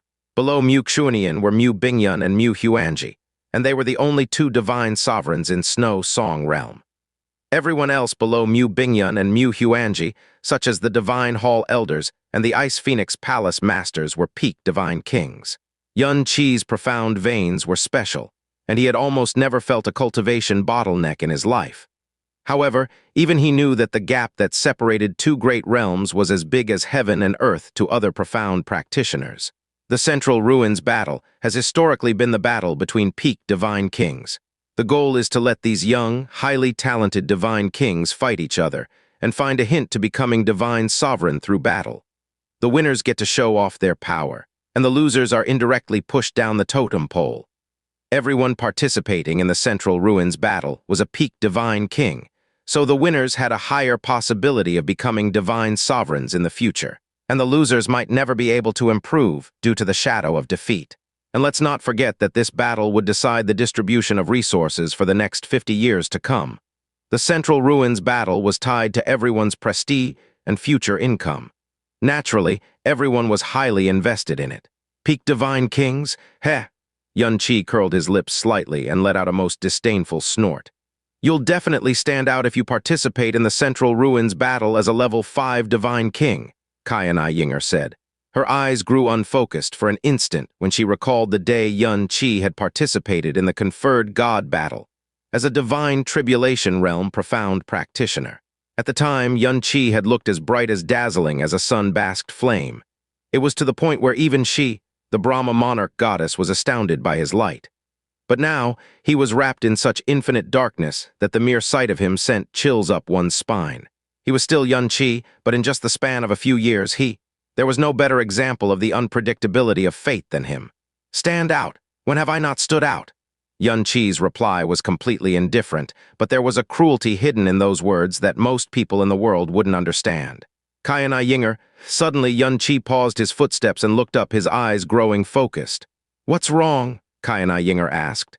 The wind here is a bit strange, Yuan-Chi commented.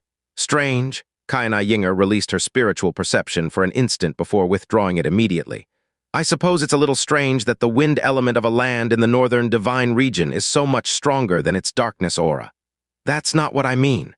The look in Yuan-Chi's eyes had changed before anyone realized it. He looked toward the distance and said slowly, if you ignore the darkness aura of this place, you'd notice that the storm here is far too pure. Pure? Kai frowned thoughtfully when she saw Yuan-Chi's changed expression. However, she quickly looked up and stared at the figures appearing in front of them, saying, Peak divine kings. Their life force and profound aura are very similar to the girl who visited us before. They're probably participants from the East Ruins realm, the realm king sect's profound practitioners no less. The strangers' voices reached them at the same time Ying'er noticed them. There's no need to be so furious over an outsider, young master. HMPH, Royal Father left me behind and ordered me to take care of this outsider personally. Can you imagine how big the honor is? But he didn't show up. He cheated me, and he has disparaged the entire East Ruins realm. I heard that Elder Jiukui is the one who recommended Yuan-Chi. That's why the sect master attached so much importance to this man. Still, it's rare to find someone so ignorant these days. The sect master will be furious when he learns about this. He'll definitely put him on trial when the Central Ruins battle is over. Young master, Ying'er whispered, this person is probably the eldest son of the East Ruins realm great realm king, young master of the East Ruins sect, Dong Zusai. He's also known as the East Ruins crown prince. It looks like your decision not to go to the East Ruins sect has offended him. What does it matter to me? Yuan-Chi replied coldly. A gust of wind blew by, carrying some sand upward before dropping it lightly on the ground. By then, they had gotten close to the trio in front of them. The person at the foremost of the group was a tall youngster. His gaze were adorned with natural arrogance and gloominess, and the aura flowing throughout his body was that of a peaked divine king. He was none other than the East Ruins crown prince, Dong Zusai. Two middle-aged men were accompanying him on his trip. They were also divine kings. The Central Ruins battle didn't restrict its participants from getting outside help. In fact, it was considered a kind of skill. Every time the Central Ruins battle happened, the East Ruins sect would seek out peaked divine kings from within or without the Star Realm to bolster his forces. This year was no exception. Yun Qi was one of the people he had sought out. Dong Jiuqiu had accompanied Dong Zuyan when she sought out Yun Qi. The old man had seen great things in Yun Qi, and he was important and powerful enough in the sect to have his opinion held in high regard by the East Ruins realm king. However, the start of the Central Ruins battle was approaching, and Yun Qi was nowhere to be seen. Meanwhile, every other reinforcement the East Ruins sect had sought out had appeared as early as they could. Who in East Ruins realm would dare to lie or defy the East Ruins sect? The East Ruins realm king was of course infuriated by Yun Qi's absence, but he still listened to Dong Jiuqiu and ordered Dong Zeus to wait for Yun Qi one day longer before departing to the Central Ruins realm. Naturally, Dong Zusai was incredibly dissatisfied with the fact that he, the East Ruins crown prince, was made to wait for a mere outsider. When Yun Qi still failed to show up after a day had passed, he was of course even more furious. Right now, his anger was displayed clearly on his face. When the two groups got close to each other, Dong Zusai swept a careless glance at Yun Qi and Ying'er and froze on the spot. It wasn't because he recognized the culprit who was the source of his anger. After all, he had never met Yun Qi in his life. No, his gaze was completely fixed on Ying'er. A woman's beauty was determined by her appearance, body, and soul. Ying'er was such a beautiful woman that not even covering up her face and hiding her gaze could disguise the magnificence of her natural spirit. The East Ruins crown prince was 2,400 years old. His experience with women was endless, and very few women were worthy of his interest these days. However, Ying'er was clearly an exception. The mere sight of her outline had caused his anger and gloominess to vanish, and a lustful heat to rise quickly from his groin. The person next to him saw his expression and said immediately, "They are two middle-stage divine kings. Their auras are unfamiliar and clearly not of the East Ruins realm. It's not strange to find someone from outside the 5 nether ruins at this time, though. What are your thoughts, young master?" Dong Zusai didn't spare the speaker a glance, unwilling to look away from Ying'er for even a second. He said, "That woman has to be a peerless beauty, but the man next to her is a complete eyesore." He took what looked like a single step toward Yun Qi and Ying'er, but the distance between them was drastically shortened somehow. He then smiled at them and said, "Hello, strangers. If I may ask, where are you headed to?" Ying'er had adjusted her aura using the Nai Yuan stone to be at the same level as Yun Qi, but her spiritual sense remained incredibly sharp. She heard everything Dong Zeus had said earlier, so she replied coldly, "The Central Ruins battle." Yun Qi's face was a blanket of nothingness. As expected of the Brahma monarch goddess, trouble followed her even if her face was hidden. "Oh, I thought that might be the case." Dong Zusai's smile grew wider. "My name is Dong Zusai. I have come to participate in the Central Ruins battle as well. Seeing as we are brought together by fate, why don't we travel together?" He stared at Ying'er suggestively as he spoke. He was the East Ruins crown prince, and there was nothing he couldn't do in the 5 nether ruins. Any woman who caught his attention should be grateful for it, so why would he try to conceal his desires? He never turned to look at Yun Qi. It was as if the latter didn't exist in his mind. He was certain that there was no one in the 5 nether ruins who didn't know his name and identity, especially considering that Yun Qi and Ying'er were middle-stage divine kings. "No need," Ying'er replied coldly before moving to leave. But Dong Zusai raised his hand and created an invisible force field that blocked her path. The smile on his face turned evil as he said, "What if I insist?" Suddenly, a quiet and gentle voice cut through the sandstorm from the southern side. "It's been a couple of years since we last met, and it seems like you've become more mature than before, East Ruins crown prince. Does cultivating make you lose all shame?"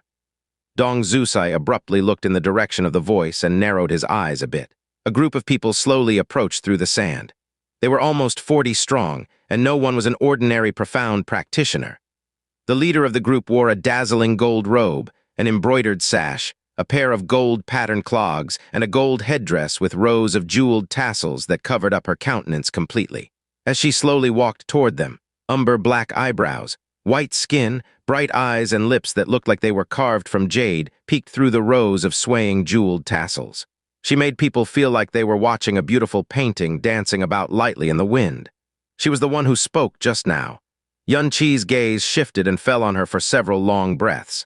Her clothes were a stark contrast to the dim environment that was the northern divine region, and the golden pattern on her robe was clearly that of a phoenix. However, it was slightly different from the fire phoenix and the ice phoenix he knew of. I was wondering who was speaking, but it's just Princess Chani. Oh, excuse me? Dong Zusai grinned and said, I should call you the crown princess of the southern phoenix now, shouldn't I? Ying'er shot the woman a glance before sending Yun Qi a sound transmission. Nanwang Chani, daughter of the South Ruins Realm King. It is said that she's the prettiest woman of the 5 Nether Ruins. When she noticed that Yun Qi's gaze was lingering on Nanwang Chani, she said in a low tone, What's wrong? Do you want to make her your toy? Yun Qi. Nanwang Chani ignored Dong Zusai's ridicule and turned to Yun Qi and Ying'er, saying, Private fights are forbidden during the Central Ruins battle, and the East Ruins Crown Prince is too proud to throw away the face of the East Ruins sect. You are free to leave. It was clear to everyone that Nanwang Chani was saving Yun Qi and Ying'er from their predicament. There were a handful of people in the entire 5 Nether Ruins who could rescue them from the East Ruins Crown Prince, but the only one who would deign to make the effort was Nanwang Chani. But Yun Qi didn't move a muscle, so Ying'er didn't move either. The duo neither thanked Nanwang Chani for her timely rescue nor left the area. Their silence and lack of action surprised everyone and drew frowns on their faces. Dong Zusai was initially surprised, but he quickly recovered himself and laughed madly. Ha ha ha ha, Nanwang Chani, it looks like they don't appreciate your gesture at all. I'm not surprised, though. Why would they appreciate your help when you're damaging their prospects? Surely you don't think you're the only woman who's allowed to lick another's toes, Nanwang Chani. How dare you? An angry roar erupted from behind Nanwang Chani, and a man with an angry glare stepped forward with clenched fists. This man was also garbed in golden phoenix robes, and his aura of nobility was on full display. He was a peak divine king, and his profound energy was far stronger than Nanwang Chani's. However, he had stood behind her until Dong Zusai made that insulting remark just now. Oh! Dong Zusai's expression suddenly turned into one of amusement. Tusk, look who it is. It's the useless crown prince of the southern Phoenix divine country. Oh, excuse me, you're not even a crown prince now, are you? You're now nothing but pure trash, ha ha ha. This man was none other than the former southern Phoenix crown prince, Nanwang Jian. A month ago, when the southern Phoenix divine sovereign received news from Beihan Chu, he had removed Nanhuan Jian's title and bestowed it upon Nanwang Chani in a hurry, however. It didn't look like he begrudged Nanhuan Chani taking his title at all. He was clearly deferring to Nanhuan Chani. Nanhuan Chani knitted her eyebrows a bit from behind the jeweled tassels of her headdress, while Nanhuan Jian exploded into anger. Dong Zusai, you are courting death, courting death? Dong Zusai sneered at him disdainfully. You lost to me in battle, remember? Are you sure you have the right to say that? You! Black light appeared in Nanhuan Jian's eyes as his fury surged. Big brother, Nanhuan Chani raised a hand and said, Private fights are forbidden during the Central Ruins battle. There's no need to fall to the provocations of a vulgar man. Nanhuan Jian gritted his teeth in secret and forcefully suppressed his own profound energy. Dong Zusai was in fact very talented and powerful, or he wouldn't have become the crown prince of East Ruins realm. Everyone in the 5 Nether Ruins knew that the East Ruins crown prince was exceptionally arrogant and unruly. But even he normally didn't act like this when facing the members of another realm king sect, of course. Nanwang Chani was fully aware why Dong Zusai had gone out of his way to insult them. Dong Zusai smiled disdainfully at Nanwang Jian before looking at Nanwang Chani. The sneer on his face was cold. This young master must remind you about one thing, Nanwang Chani. Do not think that you can rise to the top just because you managed to cling onto Beihan Chu's toes. Years ago, Beihan Chu took many gifts and went to your country personally to propose marriage to you, but he wasn't even able to catch a glimpse of your face. Do you know how humiliating that is to a man? Beihan Chu is now a member of the Nine Lights Heavenly Palace and the direct disciple of Venerable Hidden Sword. Venerable Hidden Sword also said that Beihan Chu will definitely become a palace master in the future. You are not worthy of his status or future in the slightest, but he still hasn't forgotten about you. You don't think that it's because Beihan Chu is still in love with you, do you? Heh, Dong Zeus sneered. No one knows a man better than a man himself. He's only doing this because he wants to take revenge for the humiliation he suffered back then. He'll repay you the humiliation you did to him 100 times over. Partner? No, you're not his partner. At best, you're a plaything beneath his thighs. And don't even dream that the Southern Phoenix divine country will ever overcome the East Ruin sect. Each of Dong Zusai's taunts was worse than the one before. He was clearly fueled by jealousy and hatred. Dong, Zu, Sai. Nan Wangjian was trembling all over and threatening to burst a lung or two. But not only was Nan Wangchani completely unperturbed, her aura barely changed at all after all the scathing comments that were thrown at her. She said indifferently, East Ruin's crown prince, a wise person would know to leave themselves a way out no matter the circumstances. Take care of yourself. Big brother, let's go.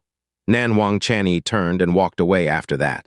Her golden figure looked rather dreamy amidst the sand. HMPH? Dong Zusai was extremely displeased that all his punches had missed its mark. Not only did he not sense any anger and shame from Nan Wangchani, there was even a whiff of light disdain. He said coldly, the South Ruins realm have never been able to gather more than 10 level 10 divine kings, including your outside help. Worse, you even pulled 2 level 8 divine kings into your ranks during the last Central Ruins battle. It's one thing to humiliate yourself, and another to drag down the standard of the Central Ruins battle. Your country is the shame of the 5 Nether Ruins. You better watch out. Don't you dare shame us even worse than last time. Nan Wangchani didn't say anything. She simply went further and further away. Let's leave, Ying'er said. Yun Qi turned around and took a step. Then he said coolly, who knew that the East Ruins crown prince would be so unsightly? It looks like the days of this East Ruins sect are numbered. Yun Qi's voice was low, but both Dong Zeus and Nan Wangchani could hear him clearly. Both people paused as Dong Zusai slowly turned around and smiled at Yun Qi, saying, repeat yourself. East Ruins Crown Prince. Nan Wangchani's clear, soft voice rang out. Getting involved in private fights during the Central Ruins battle will have consequences. Dong Zusai narrowed his eyes into slits before memorizing Yun Qi and Ying'er's auras firmly in his mind. Finally, he smiled and said, very well. Let's go. As expected, Dong Zusai didn't attack Yun Qi.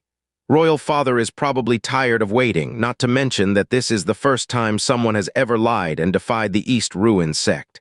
Who knows how he'll react when he hears this? He may even travel to the Eastern realms himself and kill that bastard called Yun Qi. At the same time, Nan Wangchani's voice reached Yun Qi and Ying'er. The East Ruins Crown Prince is a petty and narrow-minded man. You shouldn't have insulted him. Leave this place as soon as you can, or he'll attack you too after the Central Ruins battle is over. Where should we go? Ying'er asked Yun Qi. We go to the East Ruins sect, Yun Qi said. We did say we'd show our faces. It's only right to fulfill our promise. Is that so? Ying'er shot him a sideways glance before asking a different question. What is your opinion regarding Nan Wangchani? She is an unfathomable enigma, Yun Qi replied indifferently. His reply stunned Ying'er greatly. There were various ways to interpret Yun Qi's words, but she just couldn't see how they applied to Nan Wangchani. Why do you say that? Ying'er asked. I don't know, Yun Qi replied. The Central Ruins northern area was the calmest area in the entire Central Ruins realm. It was seldom struck by storms, and it was where the Central Ruins battle would take place. 4 palaces protected by barriers surrounded the Central Ruins battlefield, and they belonged to the Realm King sect of each realm. The East Ruins sect of the East Ruins realm, the West Ruins sect of the West Ruins realm, the Northern Chill City of the North Ruins realm, and the Southern Phoenix Divine Country of the South Ruins realm. The moment Yun Qi and Ying'er got near the East Ruins sect, someone immediately stopped them from advancing. Halt! This is the East Ruins sect's domain. No one is allowed to enter without permission, the disciple guarding the entrance said loudly. Yun Qi lifted the command token Dong Zuyan had tossed him that day and said, Tell your sect master that Yun Qi has arrived at his invitation. Inside the East Ruins Hall. Big brother, you're back? Dong Zuyan came out quickly and welcomed him the moment she sensed his aura. Dong Zeus wasn't just her older brother, he was the eternal pride she was willing to look up to forever. In her eyes, Beihen Chu was the only other person among their peers who had the right to be mentioned in the same breath as Dong Zusai. Dong Zeus looked around and asked, "Where's Royal Father?" Royal Father has gone away to meet the Northern Divine Sovereign, probably to confirm if the matter between Beihen Chu and Nanhuang Chani is true. Suddenly, Dong Zuyan noticed the unhappy look on Dong Zusai's face. She asked, "What happened?"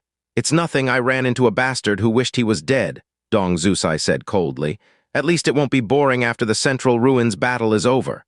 Dong Zuyan stopped prodding further and changed the subject. "Where is Yun Qi? Have you tested his strength yet?" Surprisingly, Elder Jiu thought highly of him, but, to be honest, he was an arrogant and impolite man. Personally, I don't want to see him in the Central Ruins battle. Dong Zusai's face darkened even further. "I waited for him a day longer as Royal Father commanded, but I didn't even catch a glimpse of his shadow." "Heh." "What?" Dong Zuyan's expression changed as her tone dipped. "He dares disobey our will?" It was at this moment an East Ruins sect disciple rushed in and sent a sound transmission from outside the hall. "Your Highnesses, Yun Qi requests a meeting." The brother and sister turned around at the same time. "Yun Qi, he has the East Ruins token and the name Yun Qi is engraved on it. There is no mistake," the East Ruins disciple said. "HMPH." Dong Zuyan swung her sleeves once and walked outside quickly. Dong Zeus also followed behind her with a dark look on his face. Although Yun Qi had shown up, it was a fact that he had made him wait for a day longer. That alone was already an irredeemable sin. Dong Zuyan spotted Yun Qi and Kaianai Ying'er immediately when she walked out of the hall. She immediately frowned and scolded him. "You dare show your face, Yun Qi? The East Ruins sect is the one who invited me. Why wouldn't I dare to show my face?" Yun Qi countered. Dong Zuyan was used to being respected and looked up to, so Yun Qi's stiff and utterly disrespectful expression reignited an unknown anger in her heart. She said, "All participants of the Central Ruins battle must go through a pre-test and pre-preparation. I told you to come to the East Ruins sect sooner. Who gave you permission to come to the Central Ruins realm directly?" Yun Qi's expression still didn't change in the slightest. He replied, "I promised to participate in the Central Ruins battle on behalf of the East Ruins sect, but I never agreed to come to the East Ruins sect sooner." "You!" Dong Zuyan became even angrier. It was at this moment a dark and ridiculing voice came from behind. "He's Yun Qi!" Dong Zeus slowly made his way over while staring daggers at Yun Qi through narrowed eyes. Dong Zuyan raised her eyebrows at his odd expression and asked, "Have you met him already, big brother?" "But of course," Dong Zusai said with a chilly smile on his face. "He's that suicidal bastard I told you about earlier." "He dared to disrespect you." Dong Zuyan's face immediately darkened. She was already displeased with Yun Qi's clear disrespect toward her, but to disrespect her older brother as well was absolutely unacceptable, not even if he was regarded highly by Elder Jiu. "Heh, disrespect. If only that was all he did," Dong Zusai said smilingly. Suddenly, he wasn't angry anymore when he realized that Yun Qi was here to join the East Ruins sect. It was because he was made aware of his higher status. Yun Qi could regard himself as highly as he wished, but there was no changing the fact that he was really nothing but an irredeemably stupid clown.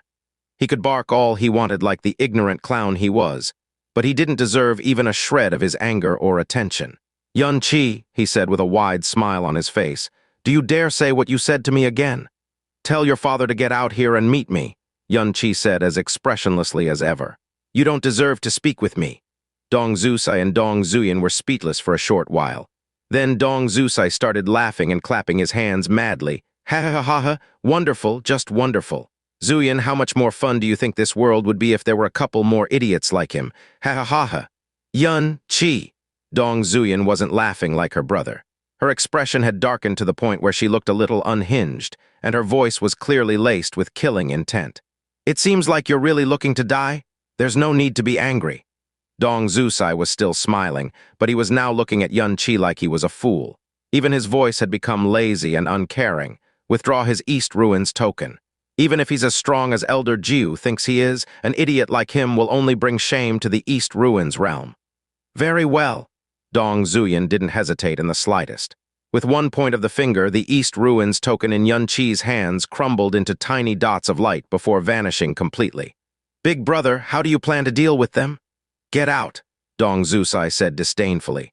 You should be thankful that we're in the Central Ruins realm. Otherwise, tusk. Oh right, my advice for you is to never return to the East Ruins realm. You may be able to lead a slightly longer life that way. Yun Qi stared at the empty space where the East Ruins token used to be, a pitch-black light crossing the back of his pupils. He turned around immediately and said, "Let's go." Xianxia Ying'er followed him without a word. Dong Zuyan's eyebrows sank deeper as she acted to chase after them. However, she quickly reined herself in and asked, "Big brother, are we letting them go just like that? I'm sure not even father will forgive them after all the humiliation they've dealt to our East Ruins sect." "We're in the Central Ruins realm right now," Dong Zusai said indifferently. "I won't deign to break the rules for a clown like him. Still, what a farce this is. I can't believe I was made to wait a whole day for a mere level 5 Divine King. Did Elder Ju go blind or what?" "Huh, a level 5 Divine King?" Dong Zuyan was surprised by his assessment. "But Elder Ju said that he's a level 1 Divine King, although he also said that Yun Qi probably used a profound artifact to suppress his aura. Elder Ju really has gotten old." Dong Zusai shook his head. "I wouldn't expect him to commit such a big mistake." "Should I tell Royal Father about this?" Dong Zuyan asked. "There's no need," Dong Zusai said. "Royal Father has been troubled by the joint marriage between the Southern Phoenix Divine Country and Northern Chill City. There's no need to spoil his mood further with a farce like this." "Where are we going now?" Xianxia Ying'er asked. By now, she already figured out that Yun Qi had provoked Dong Zusai on purpose. "Where do you think? We're going to meet Nanhuang Chani," Xianxia Ying'er said slowly. It was equally obvious that Yun Qi had suddenly changed his mind after meeting Nanhuang Chani. The East Ruins sect is arrogant and lofty. The last place participant of the Central Ruins battle, the Southern Phoenix Divine Country, is in a weird position right now. Clearly, bringing the latter to the top is going to benefit me more. Once upon a time, Yun Qi was a man who valued honor above all. Now, his self-interest came before everything. Moreover, he had intentionally led the other party into tearing up their agreement first. "Are you sure you're not motivated by personal curiosity?" Xianxia Ying'er shot him a sideways glance and said, "The #1 beauty in the 5 Nether Ruins. It is an incredibly attractive title, isn't it? A man's temperament can change drastically, but they can never change their base nature. Am I right?" For some reason, the Lady Goddess wanted Yun Qi to defile any lofty women he met very much, so as to derive some sort of twisted satisfaction and equilibrium from their downfall. Yun Qi didn't say anything, probably thinking that the question wasn't worth a reply. Suddenly, an exceptionally strong gust of wind swept past them. RRRRMB. A tremor rumbled through the air as the sky became filled with sand and stone. 3 glazed sound stones strung around Yun Qi's neck were carried into the air, and the voice of a girl replayed itself due to the impact. "Daddy Wuxin is thinking about you. Daddy, you absolutely cannot involve yourself in dangerous things. Daddy, you must control your lower self." The sound replayed by the glazed sound stones were incredibly weak, and they were covered up by the storm in just an instant. However, Yun Qi froze as if someone had cast a spell on him. Although he managed to keep his face perfectly still, his body wouldn't stop shaking. 1 breath, 5 breaths, 10 breaths. When Yun Wuxin was creating the glazed sound stones, the enslaved Xianxia Ying'er was the one who had guarded her and perfected her recordings. Therefore, she knew better than anyone what the glazed sound stones represented. It was also during that period that she witnessed a relationship that transcended even the bond of blood. Xianxia Ying'er stopped in her tracks. At first, she wasn't planning to say anything, but for some reason she couldn't bear to see Yun Qi the way he was right now, so she looked away and said in an indifferent tone, "Put them away. It won't hurt if you can't see or hear them." "Mind your own business," Yun Qi uttered coldly, even as a trail of blood crawled down his lips. Although he had buried himself in unfathomable darkness, every time he recalled that he would never be able to see his daughter or his loved ones again, he would be hit by a fresh wave of pain and despair. But even then, he could never take off the glazed sound stones. The storm slowly subsided, and a golden figure appeared rapidly in front of them. She was adorned in golden robes and a jeweled headdress. She carried herself with an air of indescribable nobility and grace. She was none other than Nanhuang Chani. The Central Ruins realm was a place of eternal storms. All kinds of profound practitioners were allowed to come in during the Central Ruins battle. As the crown princess of the Southern Phoenix Divine Country, Nan Wangchani should be surrounded by countless guards no matter where she went. Strangely, though, she was alone right now. Nan Wangchani saw them at the same time they saw her, but she didn't pay them any heed and continued on her own way. They were looking for Nan Wangchani in the first place, so running into her alone was about as perfect an opportunity as could be. Yun-Chi executed extreme mirage lightning and appeared in front of Nan Wangchani like lightning. Caught off guard, the woman nearly ran into him. A normal person would frown if they were suddenly intercepted without warning, much less the Southern Phoenix Crown Princess. But despite the urgency that was evident in her posture, she stopped elegantly without showing a trace of anger on her face at all. A gaze that looked like a bright moon in the sky passed through the jeweled tassels and landed on Yun-Chi. She asked, "Sir, is there anything you need?" There was a complete lack of surprise, anger, or panic in her demeanor. Her voice was so gentle that even the storm around them had subsided a little. "Let's make a deal," Yun-Chi said directly. "Oh, I'm participating in this Central Ruins battle as a representative of the South Ruins realm," Yun-Chi declared. Despite his earlier sentence, it was clear that he was giving her an order. Nan Wangchani blinked from behind her jeweled tassels before asking in a gentle voice, "The Southern Phoenix Divine Country has already decided on its 10 participants. Your background is unknown and your cultivation level is lacking. Why are you asking this?" Nan Wangchani's words caused a stir in Yun-Chi's heart. He asked, "You've never seen my strength before. Why do you think that my strength is lacking?" Nan Wangchani's profound aura marked her as a middle-stage divine spirit profound practitioner, and Yun-Chi thought that her darkness energy felt almost familiar. Her cultivation level was impressive for her age, but it was still impossible for her to see through his aura. Nan Wangchani replied, "You wouldn't be bullied by the East Ruins Crown Prince if you were strong, would you?" Her answer was perfectly reasonable, but the sudden strange feeling didn't leave Yun-Chi. "Is that so?" Yun-Chi said. Instead of unleashing his profound energy and proving his power, he said indifferently, "It's never a bad thing to have extra reinforcement, don't you agree? Historically speaking, the Southern Phoenix Divine Country has always been weak. You were always stomped at the Central Ruins battle, and you've never won more than a tenth of the huge land that is the Central Ruins realm." Nan Wangchani, "Dong Zusai's earlier words were painful to hear, sure," Yun-Chi said with a half-smile, "but he's right. The Southern Phoenix Divine Country's fate is going to repeat itself during this Central Ruins battle. There is no way you can overturn your fate since your foundation and the amount of resources you have collected are the weakest of all 4 sects." "So what?" Nan Wangchani's reaction was minimal. Yun-Chi said, "If you're going to end up in the worst-case scenario one way or another, why not take a gamble and see if a miracle will happen?" The eyes behind the jeweled tassels stared straight at Yun-Chi's. A moment of silence later, Nan Wangchani nodded and replied, "All right." Yun-Chi narrowed his eyes slightly. "That's a surprisingly quick reply."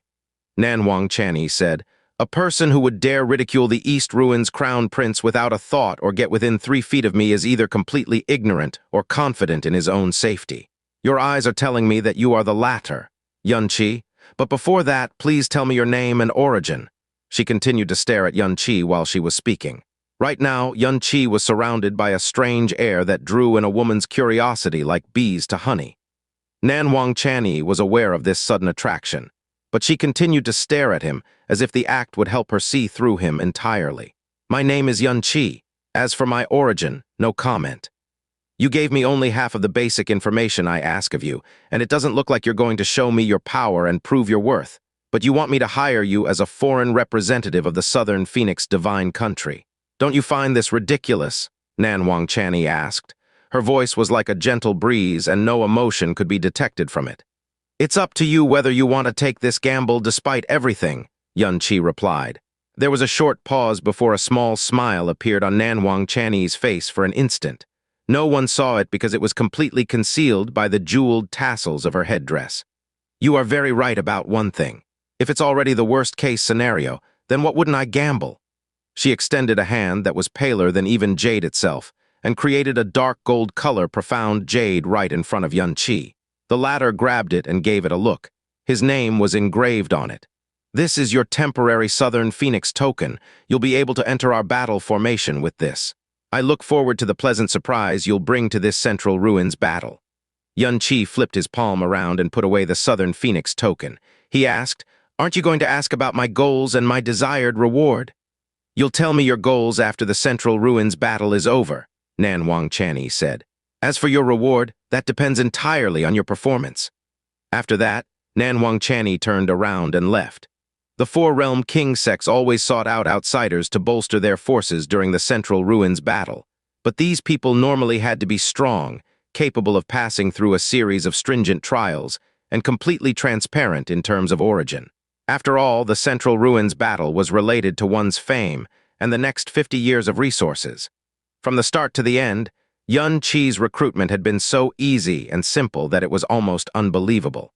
Nanwang Chani knew nothing about Yun Qi except his name. However, she still recruited him and gave him his Southern Phoenix token personally. Was she really just taking a gamble because things couldn't possibly get any worse?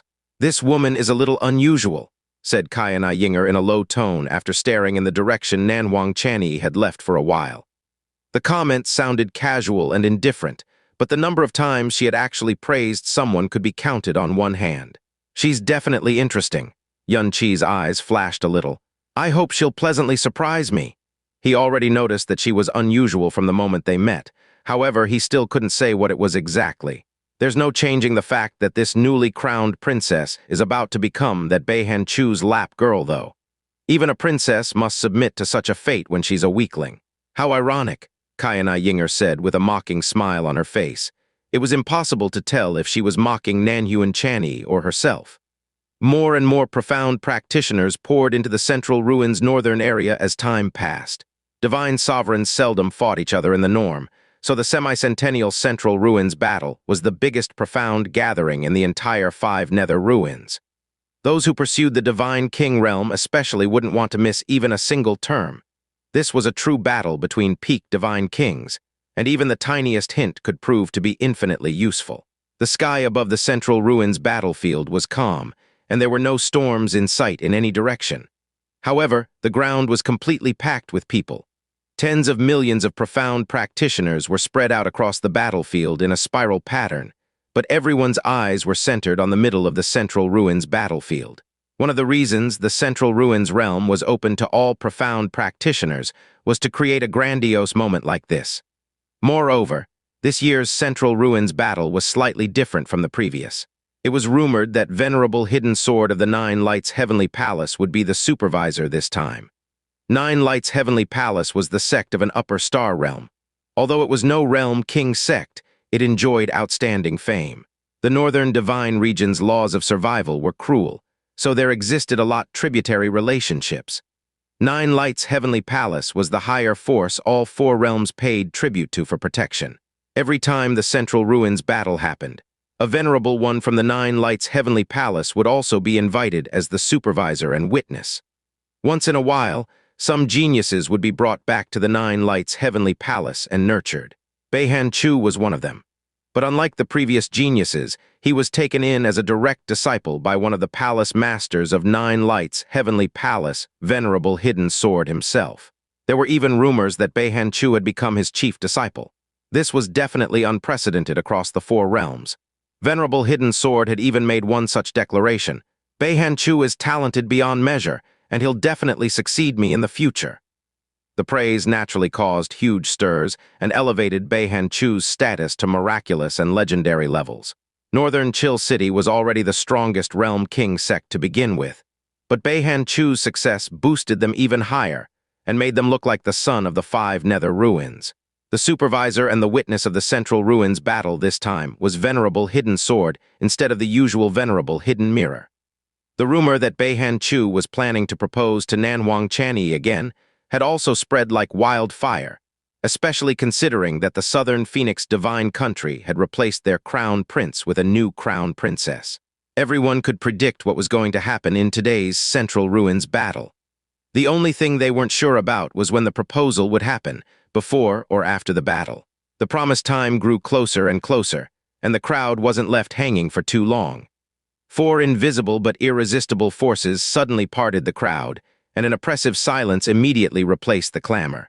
The pressures that dropped from the sky without warning were those of divine sovereigns.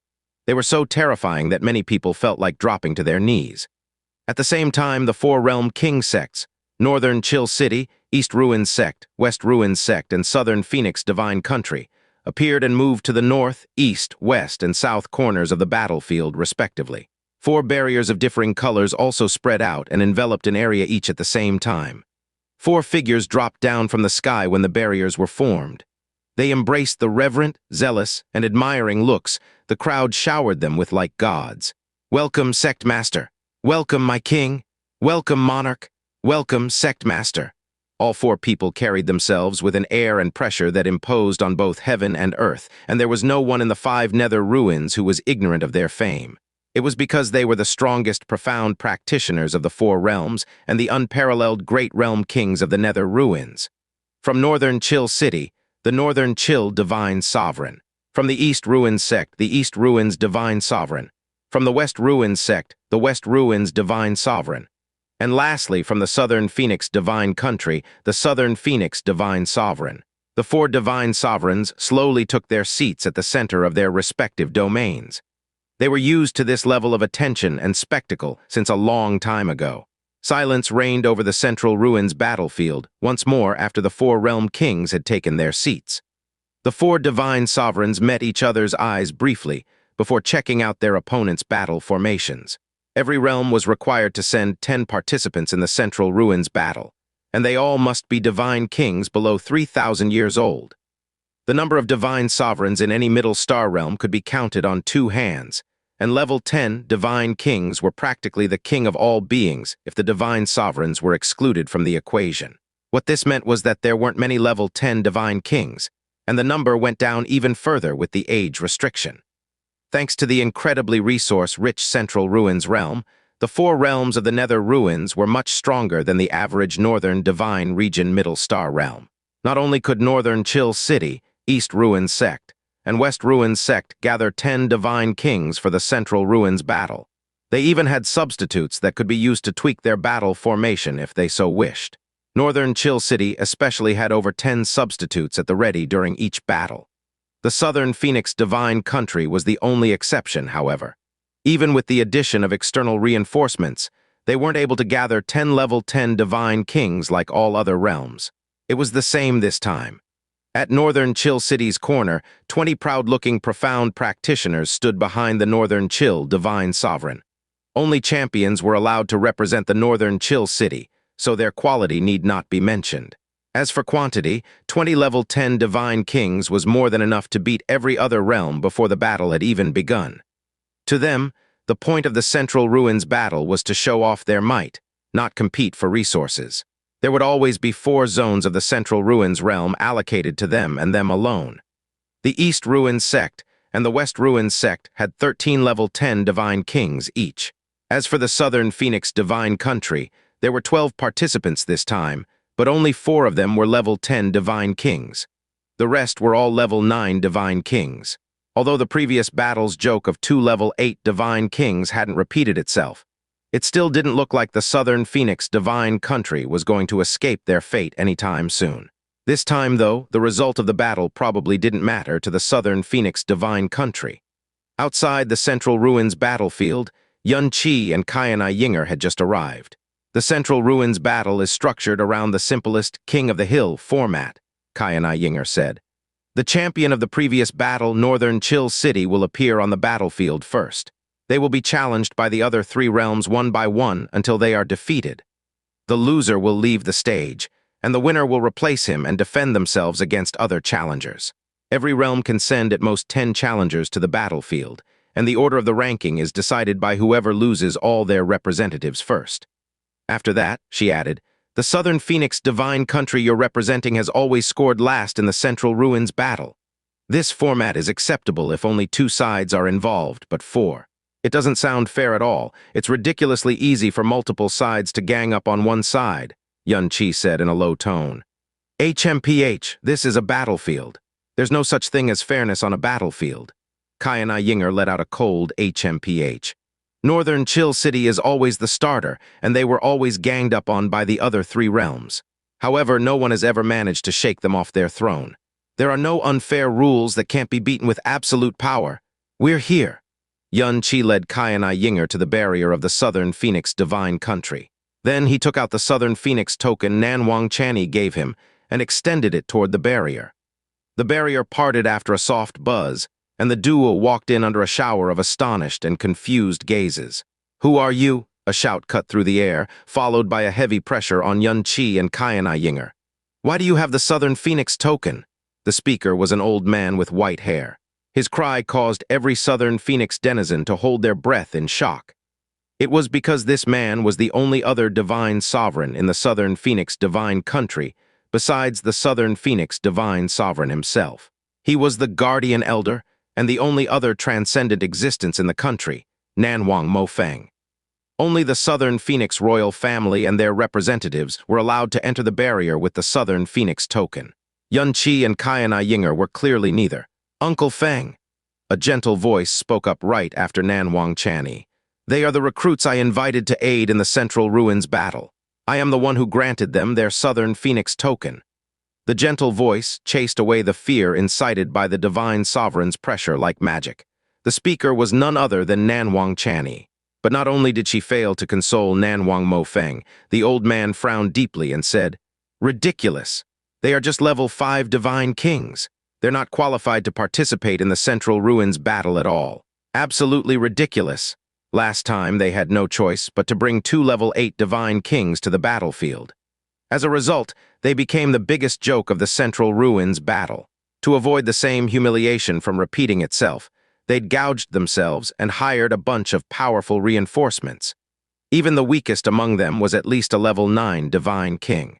Normally, Yun-Chi and Ying'er would be a sight for sore eyes in any realm, but the Central Ruins battle. The Southern Phoenix divine country might come in last place in every Central Ruins battle, but not even they could suffer this level of humiliation. "You're wrong," Yun-Chi said in an indifferent tone.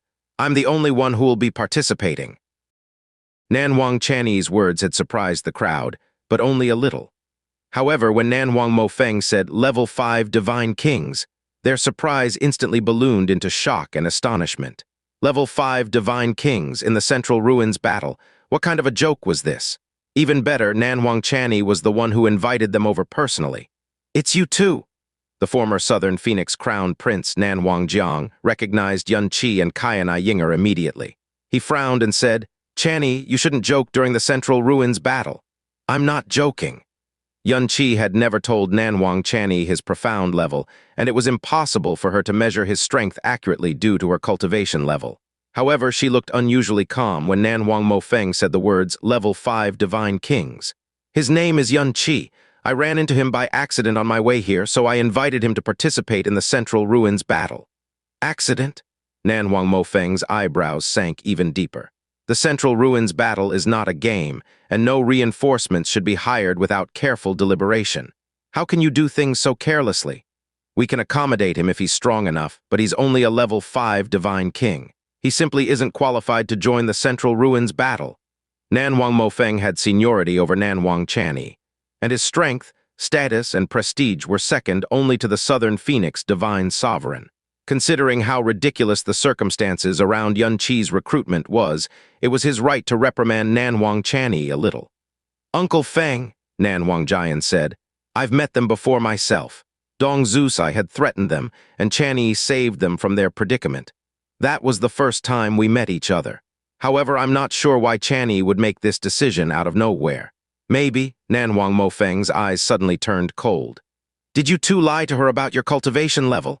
The Southern Phoenix divine country only had 4 level 10 divine kings, and they looked very bad compared to the other 3 realms. If Yun-Chi had lied to Nanwang Channy and told her that he was a level 10 divine king, there was a high chance the latter would choose to recruit him. This seemed like the only acceptable explanation. Yun-Chi didn't react to his question at all, and Nanwang Channy didn't attempt to provide an explanation either. She shot Yun-Chi an indifferent glance from behind the jeweled tassels before turning to face the Southern Phoenix divine sovereign, asking, "Royal Father, what are your thoughts?" The Southern Phoenix divine sovereign stared at Yun-Chi for a bit before asking, "How much do you know about him?" "Nothing at all," was Nanwang Channy's reply. The Southern Phoenix divine sovereign frowned a little, but his tone was gentle. He said, "In that case, I'd like to hear your reason." "There is no reason, Royal Father," Nanwang Channy said softly. I invited him purely because I thought that there's something extraordinary about him. That's all? The Southern Phoenix Divine Sovereign looked surprised by her answer. That's all, Nanwang Channy nodded. Only 10 people are allowed to fight in the Central Ruins battle. There's no harm in having an extra substitute to consider. It's not as simple as that, Nanwang Mofeng said in a low tone. The battle formation we send to participate in the Central Ruins battle is the face of the Southern Phoenix Divine Country. We've always been the weaker participant, and our battle formation has always been denounced. Do you know how badly we were ridiculed when we had 2 level 8 Divine Kings in our battle formation last time? In order to avoid the same humiliation from happening, we paid a huge price just to gather 4 level 10 Divine Kings and 8 level 9 Divine Kings. But if we allowed a level 5 Divine King to enter our battle formation, it won't be long before everyone hears that even a level 5 Divine King can enter the Southern Phoenix Divine Country's battle formation. We'll become a complete laughing stock. We absolutely cannot allow that to happen. Nanwang Mofeng's words were laced with weight. Everything he said was entirely reasonable and supported by everyone. We were close to the Central Ruins battle, and Channy only made this careless decision because she was overly concerned our well-being. She shouldn't be blamed for this. Nanwang Jian hurriedly defended Nanwang Channy before turning to look at Yun Qi, saying, "You too, please put down the Southern Phoenix token and leave. I don't know how you influenced Channy into making such a mistake, but the Southern Phoenix Divine Country won't hold you to blame at such an important occasion. Also, you are welcome to visit the South Ruins realm anytime you like after the Central Ruins battle is over." It was never a bad thing to be able to recruit 2 level 5 Divine Kings into one's fold. But Nanwang Channy ignored Nanwang Jian's words and waved at the duo, saying, "Please take your seats, you two." She was actually motioning them to sit beside her. Nanwang Jian stared at her in disbelief and puzzlement. "Very well," Yun Qi replied with a nod before he and Ying'er sat right next to Nanwang Channy. They completely ignored the strange looks everyone was showering them with from every direction. Nanwang Mofeng's eyebrows abruptly sank as his features scrunched into a look of anger. "Channy, you..." "Uncle Feng," her words were soft, but it contained an invisible chill and pressure that cut off Nanwang Mofeng's words completely. "Did you forget that I am the crown princess right now? If you're that concerned about the royal family's face, shouldn't you address me as your highness instead? So why are you addressing me by my name repeatedly?" Nanwang Mofeng's expression froze abruptly. "Royal father has given me full power to direct how we'll go about this Central Ruins battle. My decision is the final decision, and no one is allowed to question it. I've decided that Yun Qi will be added to the Southern Phoenix battle formation. This matter is settled, and I'll not tolerate any more objections." The Southern Phoenix battle formation was silent for a moment. Everyone was exchanging glances with each other. Nanwang Channy wasn't just gentle, it was almost as if she was born with little emotion. Although her beauty was well known, she very rarely made a public appearance. In fact, this was the first time she participated in the Central Ruins battle, and for a reason that was public knowledge no less. Her tone was imposing and unquestionable. Forget the others, this was the first time Nanwang Jian and Nanwang Mofeng saw her like this. "Settle down." The Southern Phoenix Divine Sovereign spoke up while everyone was still dumbfounded. His tone was even and devoid of emotion. "Channy is correct. I have given her the authority to command this battle formation, so she has the right to decide everything that goes today. However, don't forget that you'll bear all the responsibility that will happen as a result of today, Channy." "Channy understands," said Nanwang Channy before bowing her head slightly. But Nanwang Jian wanted to say something more. But he caught the look in Southern Phoenix Divine Sovereign's eyes and forced himself to swallow whatever he was going to say. The only resistance he could muster at this point was a fierce glare at Yun Qi. Nanwang Jian was the strongest expert of their battle formation, and even the weakest among them was at least a level 9 Divine King. But now, a level 5 Divine King had suddenly joined their group. Forget Nanwang Jian. Even the other 12 participants were glaring at Yun Qi with unkind looks on their faces. The overall quality of their group just jumped off the cliff because of Yun Qi. It wouldn't be an exaggeration to say that their last shreds of dignity were stripped right off their faces. They just couldn't understand what Nanwang Channy was thinking. They could accept her recruiting Yun Qi because he had lied about his cultivation level. But why did she stay on this foolish course, even after Nanwang Mofeng revealed that Yun Qi was just a level 5 Divine King? Worse, the Southern Phoenix Divine Sovereign actually chose to let her do as she wished. Nanwang Mofeng let out a heavy HMPH and stopped talking. However, his expression was very ugly. Uncaring of the looks everyone was giving her, Nanwang Chanyi leisurely returned to her seat before sending Yunqi a sound transmission. "Don't disappoint me too much. You won't regret this," Yunqi said. "However, I'm curious. As they say, I'm only a level 5 Divine King. Where is your confidence in me coming from?" Nanwang Chanyi shot him a sideways glance before replying, "Confidence in you? Whatever do you mean? I'm just defending my dignity as the Crown Princess. This is the first big thing I'm in charge of since I became the Crown Princess. What dignity would I have if anyone could change my decision as they pleased? Also, I suppose you can see this as me being selfish and abusing my power." Yunqi. Meanwhile, the gazes on the other side of the central ruins battlefield turned contemplative. "Big brother, that's Yunqi," Dong Zukui said. "He's joining the Southern Phoenix Divine Country." "He. Dong Zusai chuckled and said, Interesting, interesting. He must have sought out the Southern Phoenix Divine Country for protection after learning what it means to offend me. A level 5 Divine King is a precious power to the Southern Phoenix Divine Country after all." Every word he said was infused with disdain. "His seat. He can't have joined the Southern Phoenix Battle Formation, can he?" Dong Zukui asked with a raised eyebrow. "Impossible," Dong Zusai said uncaringly. "A level 5 Divine King fighting in the Central Ruins battle. The Southern Phoenix Divine Country may have no face to speak of, but they aren't shameless enough to throw away their last shred of dignity." Dong Jiukui had already entered at the East Ruins sect's battle formation, but he didn't notice Yunqi was with the Southern Phoenix Divine Country. It was because he and the East Ruins Divine Sovereign were staring at Northern Chill City. Today's events might very well change the future and status of the East Ruins sect. The four great Divine Sovereigns kept looking to the west as the start of the Central Ruins battle grew closer and closer. Finally, an aura appeared on the horizon, followed by a candid voice that entered everyone's ears. "Beihan Chu, Hidden Sword Palace disciple of the Nine Lights Heavenly Palace, has come to attend the Central Ruins battle." The Northern Chill Divine Sovereign immediately got up to his feet with a smile. The Three Realm Kings and the profound practitioners of every sect got to their feet as well. The spectators were holding their breath, raising their heads and staring at the sky with looks of excitement and reverence on their faces. It was understandable. Who hadn't heard of Beihan Chu and the Nine Lights Heavenly Palace in the 5 Nether Ruins? Very soon, a small-sized, profound ark with 2 people standing on it entered everyone's vision. One of them was dressed in black clothes. He had well-defined eyebrows, sharp eyes, and an extraordinary aura. It was the former Northern Chill Crown Prince and the Hidden Sword Palace Chief disciple of the Nine Lights Heavenly Palace, Beihan Chu. The person next to him was a serious-looking middle-aged man. However, he wasn't venerable Hidden Sword. His status was clearly inferior to Beihan Chu's. Behind the duo was a square-shaped barrier about as tall as a person. It seemed to be sealing something, but it was impossible to see or sense what was behind the swirling mist of darkness. Countless people were staring as the profound arc stopped right above of the Central Ruins battlefield. Beihan Chu jumped down from above, followed by the middle-aged man who kept behind Beihan Chu. The profound arc didn't move away, however.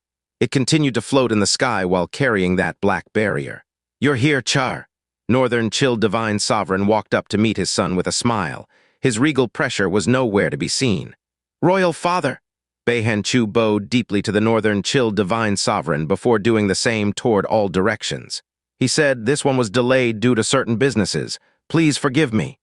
When his gaze reached the Southern Phoenix Divine Country, he clearly stopped to look at Nanwang Chanyi for a bit. A smile flashed across his face as well. "Ha ha ha ha." The Southern Phoenix Divine Sovereign laughed loudly. "That's too much, dear nephew. The fact that you're here adds light to the Central Ruins battle already. Gianter Beihan Chu isn't even half your age, and the height of his talents need not be mentioned. However, he's still humble and polite despite his status in the Nine Lights Heavenly Palace. You should learn from him." "Yes, father," Nanwang Jian replied respectfully. "This child obeys your teachings." The fact that the Southern Phoenix Divine Sovereign was the first one to praise Beihan Chu immediately threw some shade into the atmosphere. That rumor that had spread like wildfire came closer to becoming the truth. "Char, where is your master? Will he be showing at a later time?" The Northern Chill Divine Sovereign asked with a smile while holding Beihan Chu's hands. "No, Royal Father." Master was supposed to accompany me, but something happened in the middle of our trip, and he had to go away to deal with something. He told me to replace him as the supervisor of today's Central Ruins battle, Beihan Chu answered. Beihan Chu's reply surprised everyone a little. Venerable Hidden Sword wouldn't be showing today? What on earth happened while they were on the way here? Of course, the Northern Chill Divine Sovereign wasn't going to prod while they were in public. He nodded slowly and said, I see. It's a terrible shame, but something that concerns even the Venerable Hidden Sword must be very important. Naturally, that must take priority over this battle. Oh right, who is the person behind you? He looked at the middle-aged man standing behind Beihan Chu and raised his eyebrows suddenly. The man lacked glamour, and he looked like a subordinate of Beihan Chu. However, was really as strong as himself, if not stronger, and he, the Northern Chill Divine Sovereign, was the strongest profound practitioner in the 5 Nether Ruins. Oh! Beihan Chu hurriedly introduced the middle-aged man. Royal Father, this senior is Superior Unwhite, Lu Bubai. He's the 3rd Palace Master of the Hidden Sword Palace. W.H.? Beihan Chu's declaration caused everyone's heart, including the Northern Chill Divine Sovereign, to skip a bit. The 3rd Palace Master of the Hidden Sword Palace was a transcendent existence. Since he was standing behind Beihan Chu, no one realized who he really was until just now. The Northern Chill Divine Sovereign quickly lowered his upper body as he started in a voice that was tinged with anxiety. Greetings, Superior Unwhite. This little king is named Beihan Chu. Please forgive me for my impoliteness earlier. Your words are unnecessary. Superior Unwhite cut him off indifferently before the Northern Chill Divine Sovereign could finish his sentence. He said, I'm only here to protect the young palace master. None of this has anything to do with me. You may pretend like I don't exist. Superior Unwhite's words caused Beihan Chu to look up abruptly. Young palace master. That wasn't the only thing that caught his attention. It made no sense that the 3rd Palace Master of the Hidden Sword Palace was acting as a bodyguard for Beihan Chu and standing behind him. Superior Unwhite shot him a sideways glance. Haven't you heard yet?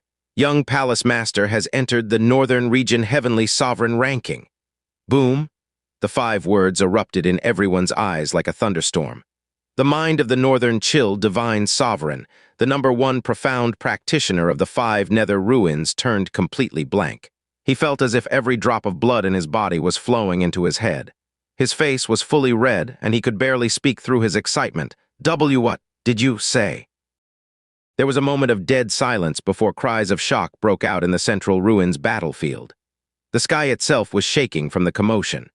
The East Ruins Divine Sovereign, West Ruins Divine Sovereign, and Southern Phoenix Divine Sovereign were all wearing shocked expressions on their faces. In fact, their reactions were even more exaggerated than the Northern Chill Divine Sovereign's, and everyone else's even more so. Shock, excitement, disbelief. The Northern Chill Divine Sovereign turned his head with difficulty amidst the uncontrollable uproar and focused his spirit perception on his son like his life depended on it. He said, you, Royal Father, Beihan Chu said with a smile. This child has fortunately achieved a breakthrough and become a divine sovereign thanks to my master and seniors.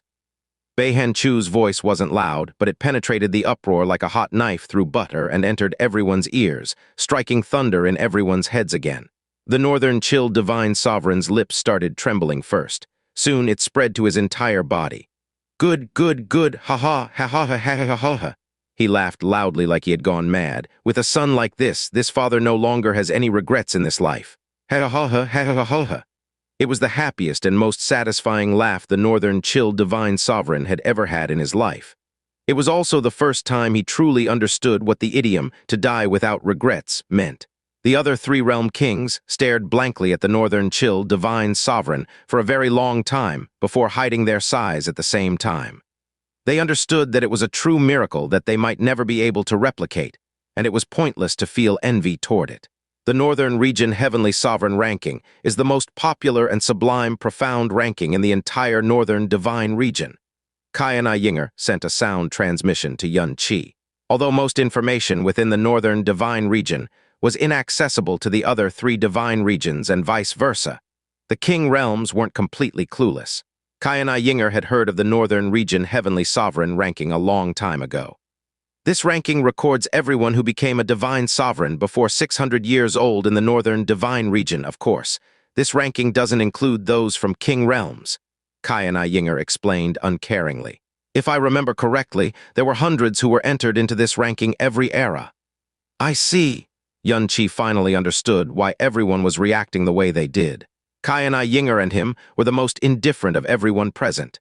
In a sense, the Northern Region Heavenly Sovereign ranking was the most famous and exemplary meritorious ranking of them all. Not including the king realms of the Northern Divine Region, it recorded the names of all divine sovereigns below 600 years old. Anyone who became a divine sovereign before they were 600 years old was without a doubt a true genius. The heavenly sovereign in the ranking's name was meant to imply that these divine sovereigns were blessed by the heavens themselves. A profound practitioner who became a divine sovereign in 600 years was very newsworthy. They were considered children of miracle even in the upper star realms.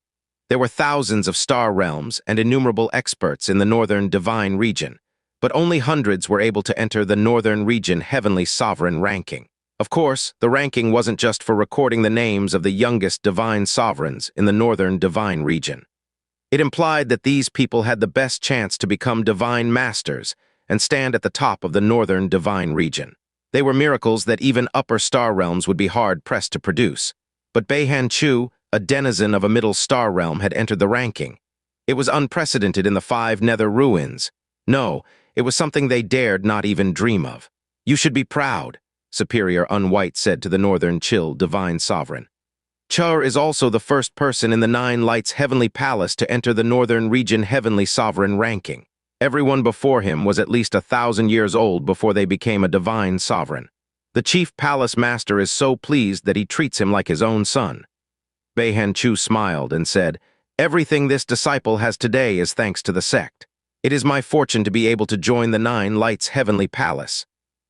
Superior Unwhite nodded in agreement. Even now, the Northern Chill Divine Sovereign still couldn't calm himself.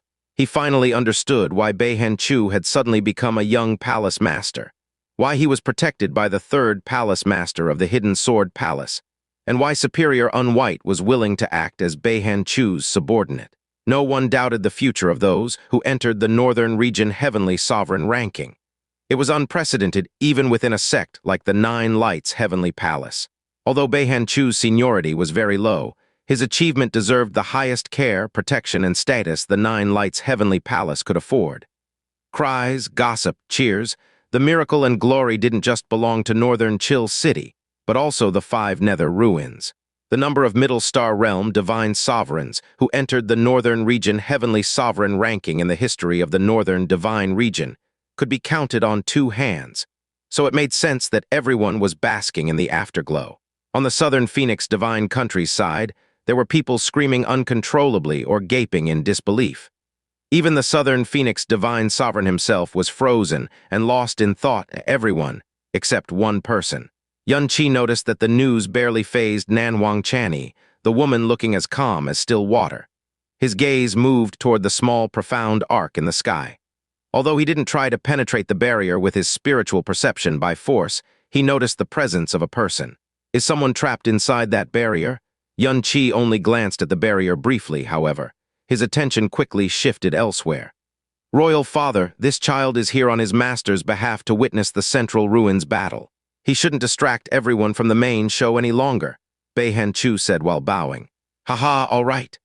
The Northern Chill Divine Sovereign literally couldn't feel any better than he was feeling right now, so he waved a hand and spoke in a voice louder than even the crazy uproar that was engulfing the entire Central Ruins battlefield. "Everyone, the Central Ruins battle is a grand event that is held in the 5 nether ruins every 50 years. It is the battle of divine kings, the profound way and glory. Originally, Venerable Hidden Sword of the 9 Lights Heavenly Palace was supposed to supervise this battle. Unfortunately, Venerable Hidden Sword is away for business, so the young palace master of Hidden Sword Palace, Beihan Chu, will be replacing him." The Northern Chill Divine Sovereign had addressed Beihan Chu as the young palace master of Hidden Sword Palace instead of his own son. "Now please take your seats, young palace master, Superior Unwhite." "I can't." Beihan Chu waved his hands urgently. "This child may be the disciple of the 9 Lights Heavenly Palace when away, but he's only the son of Beihan at home. He cannot sit above his royal father." "Hee, I appreciate the thought," the Northern Chill Divine Sovereign said with a smile. However, don't forget that you're representing your master today. The Central Ruins battle is the battle between our four realms, and it'd look unfair if you were to supervise it as the son of Beihan. All right, this child will obey his father's will. Only then did Ihan Chu take his seat, a seat that was above even the four realm kings. The Central Ruins battlefield finally fell silent, but almost no one was paying attention to the Central Ruins battle. The Northern Region Heavenly Sovereign ranking was such a stunning title that even now they felt like they were dreaming. Also, who wouldn't admire a person who remained pure and humble despite his achievements? Everyone, the Northern Chill Divine Sovereign declared after the Central Ruins battlefield was silent once more. The rules of this Central Ruins battle are the same as the previous. 10 participants from each side will be participating in the battle, and they need to be a divine king and below 3,000 years old. Any divine king below 3,000 years old was considered the highest being in a middle star realm. They were looked up to by all middle star realm profound practitioners. But after Beihan Chu showed up, the gap between a divine king below 3,000 years old and a divine sovereign below 600 years old was so big it wasn't even funny. Northern Chill City had always been the organizer of the Central Ruins battle. This time, even the supervisor himself was the former Northern Chill Crown Prince. From this day onward, this champion of the 5 Nether Ruins was going to climb even higher up the totem pole, and no force would be able to stop them anymore. The rules of battle haven't changed either. The format is still King of the Hill, and the fight will continue until only one side remains standing on the battlefield. The order of the ranking is decided by whoever loses all their representatives first, and the ranking decides how the Central Ruins realm will be divided among the realm king sects for the next 50 years to come. The Northern Chill Divine Sovereign looked prouder than he ever was as he recited the rules. Then he looked at Beihan Chu and said, "Young Palace Master, you're the supervisor and witness of this Central Ruins battle. You should be the one to kick off this battle." Beihan Chu stood up and bowed with a cultured smile on his face. However, instead of kicking off of the Central Ruins battle, he said slowly, "To be honest, I have my own reason for attending this Central Ruins battle besides obeying my master's order." The entire place suddenly shut up and became as quiet as the grave. Everyone started looking toward the Southern Phoenix Divine Country consciously. As if to emphasize something, Beihan Chu was facing the Southern Phoenix Divine Country's side directly. "Senior Nanhuang," Beihan Chu bowed deeply toward the Southern Phoenix Divine Sovereign. "This junior fell in love with Princess Chanyi when he first met her at the Southern Phoenix Divine Country. However, this junior was young and lacking in every area except his passion at the time, so it was perfectly understandable that Princess Chanyi would turn down his confession. During my time as a disciple of the Nine Lights Heavenly Palace, there was nothing in the world that could distract me from cultivation except my love for Princess Chanyi. Perhaps the reason this junior has been able to come this far is because of the hope to become a worthy partner for Princess Chanyi one day." The Southern Phoenix Divine Sovereign got up to his feet with a smile. The Northern Chill Divine Sovereign was also smiling and nodding. However, everyone of the West Ruins sect and the East Ruins sect were either acting gloomy or gritting their teeth. The rumors were true after all. Beihan Chu had attended the Central Ruins battle for Nanhuang Chanyi. Moreover, the situation was far worse than they initially thought. After all, it wasn't Beihan Chu the Nine Lights Heavenly Palace disciple who was proposing to Nanhuang Chanyi, but Beihan Chu, the Divine Sovereign of the Northern Region Heavenly Sovereign ranking. Moreover, Beihan Chu's attitude toward the Southern Phoenix Divine Country was unbelievably humble and polite. He could have held a grudge against Nanhuang Chanyi for rejecting his confession, but he didn't. He could have borne down on the Southern Phoenix Divine Country like heaven itself, but he didn't. There was only deep sincerity and yearning in his voice as he proposed from a most humble position. Right now, Beihan Chu had to be famous throughout the upper star realms, and he was without a doubt the most well-regarded disciple in the Nine Lights Heavenly Palace. The fact that he still wanted Nanhuang Chanyi could only be described as a favor from heaven. Moreover, he hadn't needed to show up personally at all. All he needed to do was send down the order, and the Southern Phoenix Divine Sovereign would deliver Nanhuang Chanyi right to the doorsteps of the Nine Lights Heavenly Palace himself, and take pride in the fact afterward. That Nanhuang is one lucky bastard," the East Ruins Divine Sovereign said with a HMPH. There was no hiding the jealousy in his eyes. "This Beihan Chu is truly pathetic," Dong Zeus also said hatefully. However, he started sweating buckets when he recalled his ridicule of Nanwang Channy. Beihan Chu continued to speak. This junior finally achieved something after years of cultivation, and he believes that he's now barely worthy of Princess Channy's attention. That is why he dares to request the Southern Phoenix Divine Sovereign betroth Princess Channy to this junior today. This junior will treat Princess Channy's life like his own. If you are agreeable to this, please fulfill my wish, senior. Every word he said was sincere and heartfelt. The Northern Chill Divine Sovereign smiled and looked at the Southern Phoenix Divine Sovereign, asking, "What do you think, Nanwang?" Everyone knew he was wasting his breath. There was no way in hell the Southern Phoenix Divine Country would reject this proposal. The possibility never existed in the first place. From the moment Beihan Chu entered the Northern Region Heavenly Sovereign ranking, it was possible that he might become a Divine Master one day. If Nanwang Channy was willing to marry Beihan Chu, then the Southern Phoenix Divine Sovereign's status would never be the same again. No one had any doubt that a heavenly fortune had landed right in the Southern Phoenix Divine Country's lap. Finally, the timing of Beihan Chu's proposal was a little suspect. It had happened right before the Central Ruins battle. It was almost as if he was warning the East Ruins sect and West Ruins sect. The Southern Phoenix Divine Sovereign was beaming, and everyone in the royal family was overwhelmed by excitement and happiness. The Southern Phoenix Divine Sovereign said, "My girl is most fortunate to win your admiration, dear nephew. However, we should still consult my daughter's opinion first. Channy, is there anything you'd like to say?" the Southern Phoenix Divine Sovereign asked. "If you're too embarrassed to speak, I can accept this proposal on your behalf." The center of everyone's attention, Nanwang Channy, slowly got up to her feet. Her beauty still tickled the heart even though her face was covered up, and it was dawning on everyone why Beihan Chu was unable to forget her despite everything he had achieved. Everyone thought they knew what she was going to say. There simply didn't exist another possibility. Nanwang Channy's soft voice rang throughout the Central Ruins battlefield. "There is no greater fortune for a woman than being reciprocated by the one she loves. Unfortunately, young Master Beihan is not the one I love." Her voice was a gentle wind in the air, but all it did was silence everyone's voice and freeze their expression. Silence, terrible silence. Beihan Chu's smile froze on his face, and everyone including the Northern Chill Divine Sovereign, the East Ruins Divine Sovereign, and so on, thought that their ears were playing tricks on them. Did Nanwang Channy just reject Beihan Chu's proposal? Did she? The Southern Phoenix Divine Sovereign was frozen on the spot too. Nanwang Jian's mouth fell open before he turned around to glare at his sibling. "Channy, what nonsense are you spouting?" Nanwang Mofeng rose to his feet and forced a smile on his face. Loudly he declared, "Northern Chill Divine Sovereign, young Palace Master, Channy has always been a mild-tempered person. She only said what she said earlier because she's naturally reserved. She absolutely didn't mean to turn you down. Channy."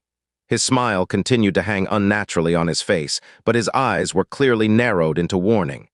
"You seemed very happy when you heard that the young Palace Master was coming for you, weren't you? There's nothing to be embarrassed about in this. Just tell the young Palace Master what you really think. Ha ha ha ha." Nanwang Mofeng's laugh quickly softened the atmosphere, and the people of Southern Phoenix Divine Country started laughing as well. Nanwang Jian hurriedly agreed. "That's right. Channy has never been to the Central Ruins realm. The only reason she came today is to meet the young Palace Master." The Southern Phoenix Divine Sovereign didn't say anything. There was a strange look in his solemn eyes that no one could discern or understand as he stared at Nanwang Channy. "Young Master Beihan," Nanwang Channy continued again, "Channy is very grateful for your feelings. However, my feelings don't lie with you. The reason I came today is to tell you personally to cease this once and for all. I'm sure that your cultivation will improve once this is completely behind you." The atmosphere immediately became stiffer and colder than it ever was.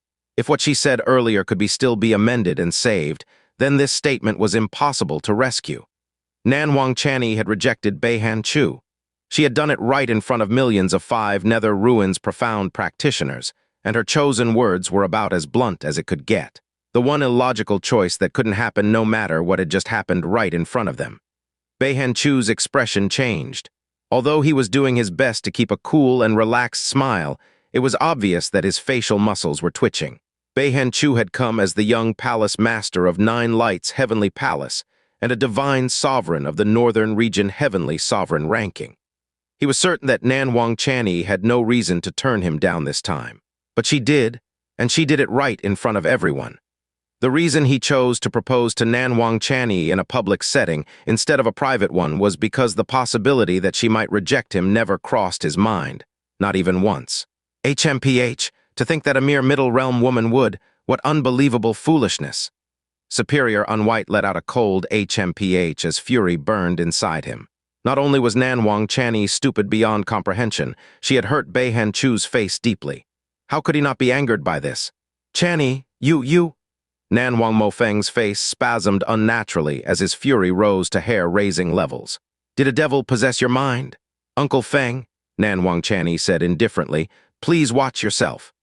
Nan Wang Mofeng's face became distorted.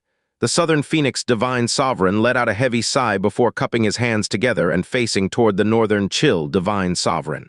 Brother Beihan, my daughter has always been a cold person. She's not trying to displease your son on purpose. She just isn't interested in relationships, that's all. Nan Wang is sad that things turned out this way, but the love of youngsters has never been easy to force. Let us leave this at that, shall we? You are most right, Nan Wang. The Northern Chill Divine Sovereign nodded with a smile. Not one trace of anger could be spotted on his face. However, even a retard could tell that the Northern Chill Divine Sovereign was burning up on the inside. It wasn't exactly incomprehensible why Nan Wangchani had rejected Beihan Chu the first time. He was just the Northern Chill Crown Prince at the time, and their statuses were almost even. But now Beihan Chu's status was much higher than Chani's, but she still turned him down in the end. Anyone would have felt the same in his place. What's going on? The East Ruins Divine Sovereign frowned deeply in puzzlement. Dong Zusai was speechless for a long time. Then he clapped his hands and laughed loudly. Interesting, how interesting. I wasn't expecting such an interesting show today. HMPH, #1 beauty of the Nether Ruins. Did all her growth go to her body and not her brain? Dong Zukui sneered. She turned a gift from heaven into a complete disaster. She's the shame of all women of the Nether Ruins. All Nan Wangchani needed to do was nod, and Northern Chill City and Southern Phoenix Divine Country would be tied by marriage. After that, Nan Wangchani and the Southern Phoenix Divine Country would be elevated to heights beyond imagination. Of course, rejecting the proposal would anger Beihan Chu and Northern Chill City. One choice led to heaven and the other to hell. It was such a simple choice, but Nan Wangchani chose to enter hell of her own accord. Why? The Central Ruins battle is what's important today. Chur, the Northern Chill Divine Sovereign, turned to look at his son and said, There's no need to force something that isn't meant to be. You're a proud child of heaven who entered the Northern Region Heavenly Sovereign ranking, so you should elevate the quality of your judgment and desire appropriately. When one day the world is truly yours to look down upon, you'll only be grateful for the decision made today. It sounded like the Northern Chill Divine Sovereign was consoling his son in a tactful manner, but the veiled insult in his words was impossible to ignore. The already ugly looks of the Southern Phoenix Divine Country's crowd turned even uglier, but no one could mount a retort. They knew full well that Northern Chill City would have turned against them if this had taken place anywhere else. When the waves of shock and puzzlement had passed, the look in the onlookers' eyes turned to pity. The East Ruins realm and the West Ruins realm especially were taking joy in their misfortune. Royal Father's lesson is correct. This child won't forget what happened today, Beihan Chu said with his eyes closed. When he opened them again, he declared loudly with a changed expression, I, Beihan Chu, will be supervising the Central Ruins battle on behalf of my master. No participant is allowed to break the battle rules, and no onlookers are allowed to interfere with the battle without good reason. All disobedience will be punished without question. It sounded like Beihan Chu was trying to wipe out everything that had happened by forcing everyone's attention onto the Central Ruins battle. Nine Lights Heavenly Palace Beihan Chu, young palace master of the Hidden Sword Palace, hereby announces the start of the Central Ruins battle. His aura abruptly burst into existence, sweeping everyone's heart and soul with the might of a divine sovereign. The ranking of the Central Ruins battle was determined by whoever lost all their participants first. So the first person to stand on the battlefield was without a doubt at a disadvantage. It was determined that the champion of the previous Central Ruins battle would take the lead, and this year was no exception. The only advantage of leading the Central Ruins battle was the ability to challenge any side by force when no one was willing to step up. There was a clank of metal, and a brawny figure leaped up from the north and landed at the center of the battlefield. Raising his arm and causing a pitch-black hurricane to surge around him, the man declared in a voice that reached every corner of the central ruins battlefield. "This one is Beihan Mingjai of northern Chill City. Is there anyone who'd like to meet me in battle?" His roar was met by complete silence. No one from the other three realms had answered his call. Not all level 10 divine kings shared the same amount of profound energy. In fact, the gulf between a beginner level 10 divine king and a peak level 10 divine king could almost be seen as two separate realms. Even if two people shared the exact same profound strength and mastery, the strength of one's profound arts could still easily decide victory or defeat. Unfortunately for the others, Northern Chill City was the king in both cases.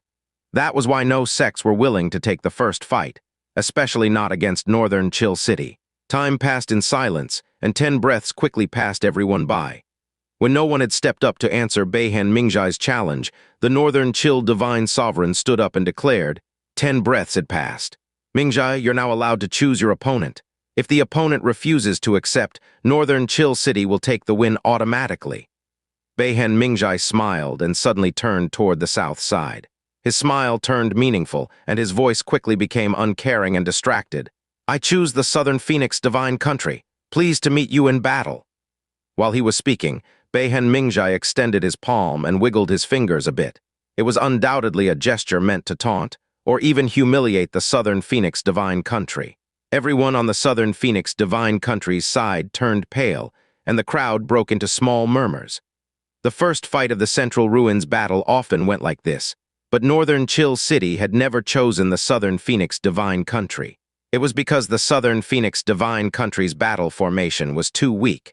It was simply beneath the ruler of the Nether Ruins to challenge the weakest realm of them all.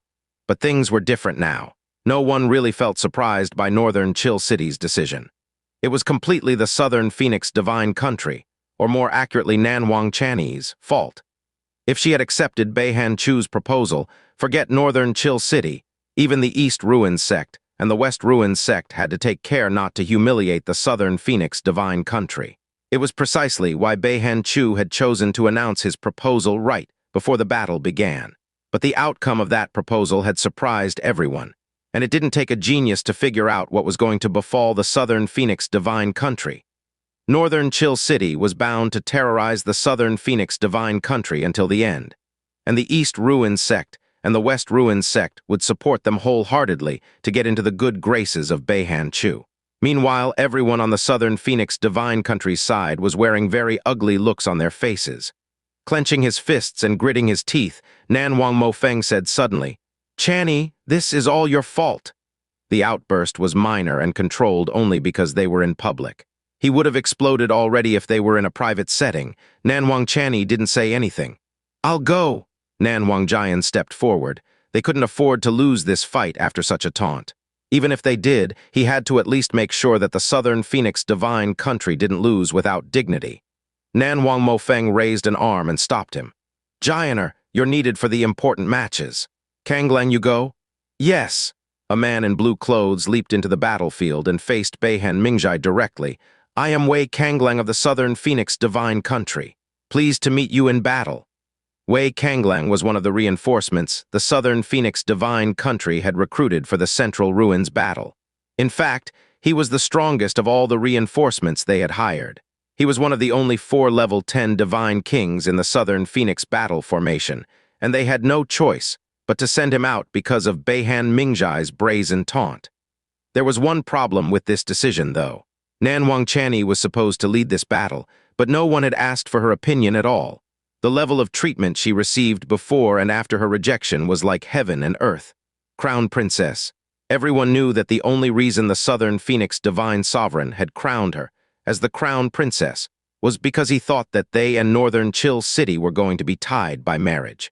After that fiasco just now, it would be a miracle if the Southern Phoenix Divine Sovereign's guts weren't green with regret.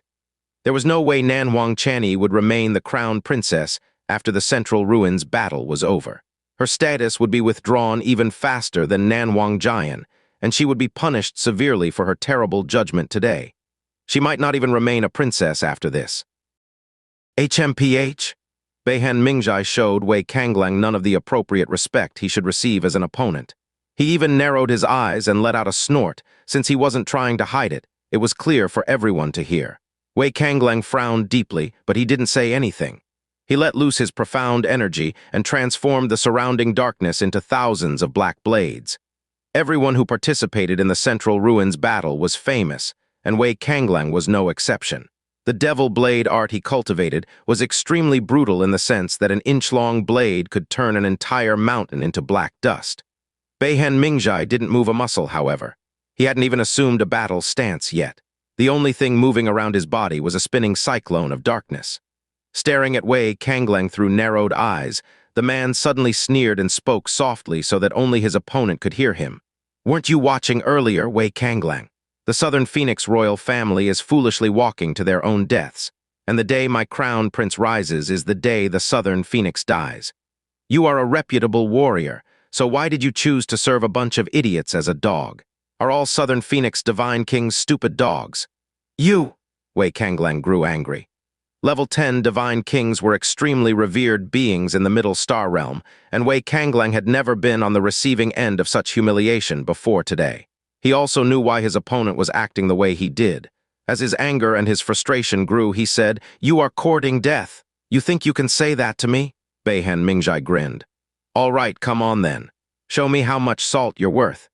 He folded his arms before his chest slowly and said even more hurtful words to Wei Kanglang.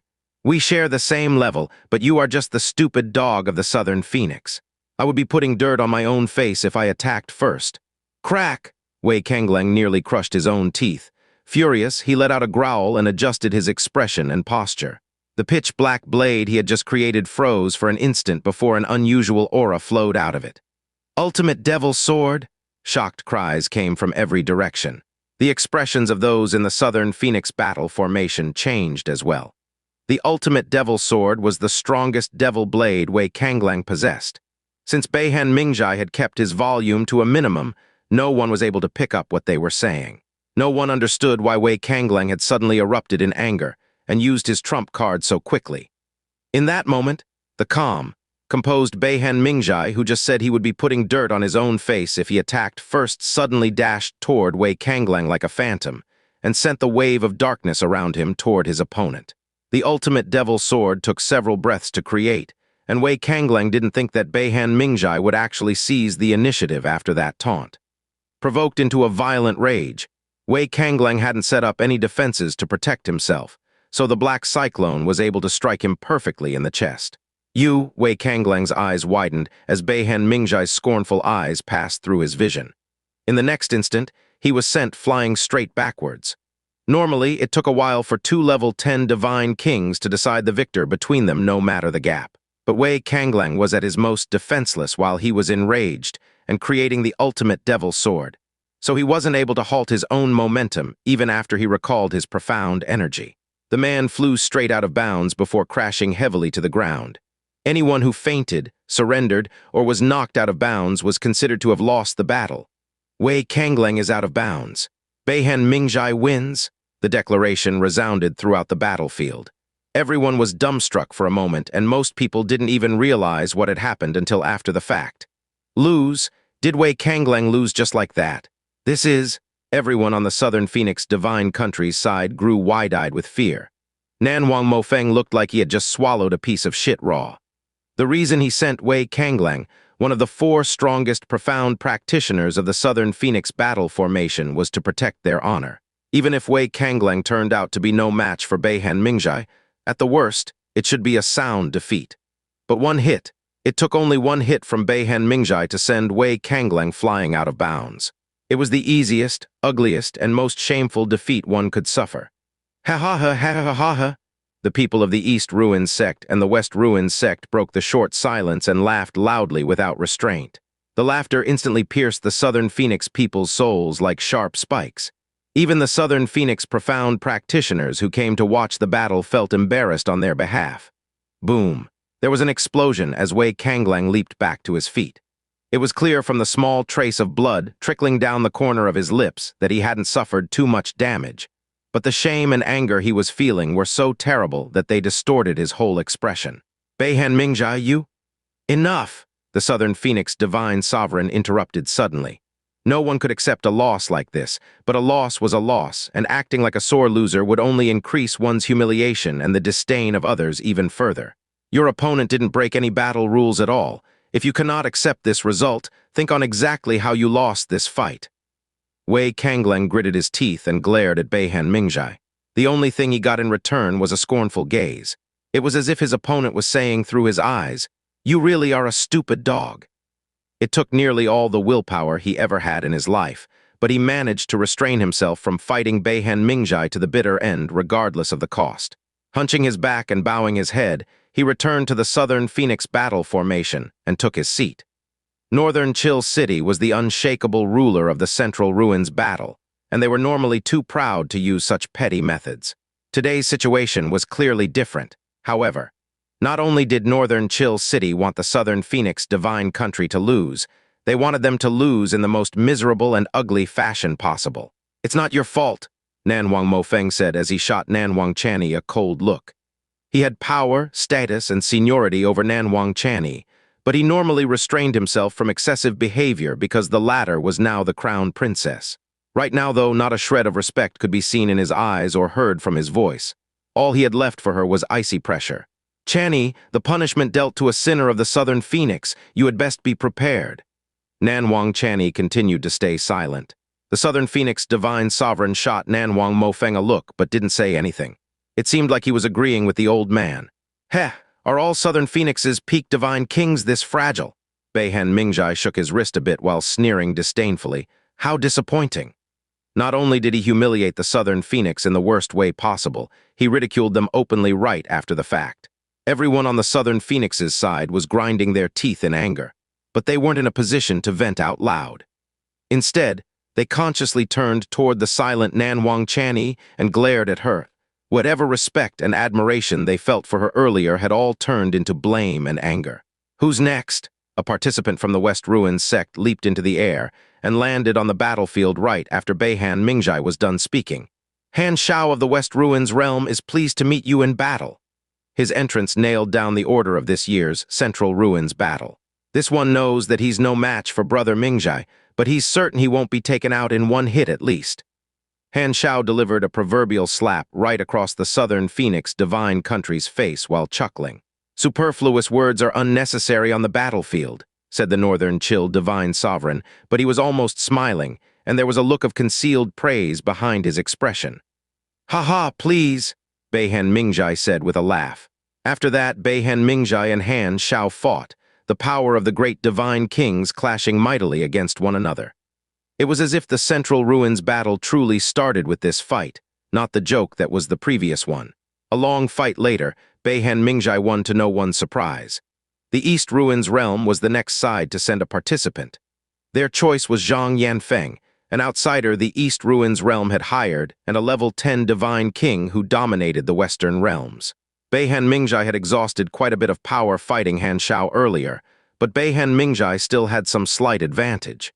Still, it wouldn't be an easy win, and he would be almost completely spent after this. After the East Ruins realm was the Southern Phoenix Divine Country. If the Southern Phoenix Divine Country sent in another level 10 Divine King, victory was all but certain. They would be able to save some face like this. However, Zhang Yanfeng didn't attack Beihan Mingjai. Instead, he shot Northern Chill City a look before smiling. This one seldom left the East Ruins realm, but he has heard of Brother Mingjai's prowess. "There is no way this one will be able to beat you, so I surrender." While the current winner of the Central Ruins battle must accept the challenge of others. Even if the challenger lost, they would still be able to deplete the winner's profound energy. That was why almost no one had surrendered during the Central Ruins battle. The surrender of Zhang Yanfeng caused an uproar, but the spectators quickly realized what was going on and turned to shoot the Southern Phoenix Divine Country pitying looks instead. "Ha, Beihan Mingjai laughed loudly. "Brother Zhang's broad-mindedness is truly admirable. Beihan shall accept this favor." Zhang Yanfeng surrenders. Beihan Mingjai wins. As it turned out, Northern Chill City wasn't their only tormentor. The West Ruins realm and the East Ruins realm were taking turns, stepping on their face in public as well. With just a few words, Nanwang Channy had managed to drop the Southern Phoenix Divine Country from heaven to hell. Everyone from the royal family to the spectators of the Southern Phoenix divine country was ashen-faced and furious. But what could they do to change this? The Southern Phoenix divine country sent in their second profound practitioner. It was yet another level 10 divine king. Unfortunately, Zhang Yanfeng's surrender meant that Beihan Mingjai had a lot of energy left. Not only did he defeat the level 10 divine king, he even left them with serious injuries. 4 sides were competing in the Central Ruins battle, so the side that could only enter the battlefield again after the next 3 matches were over.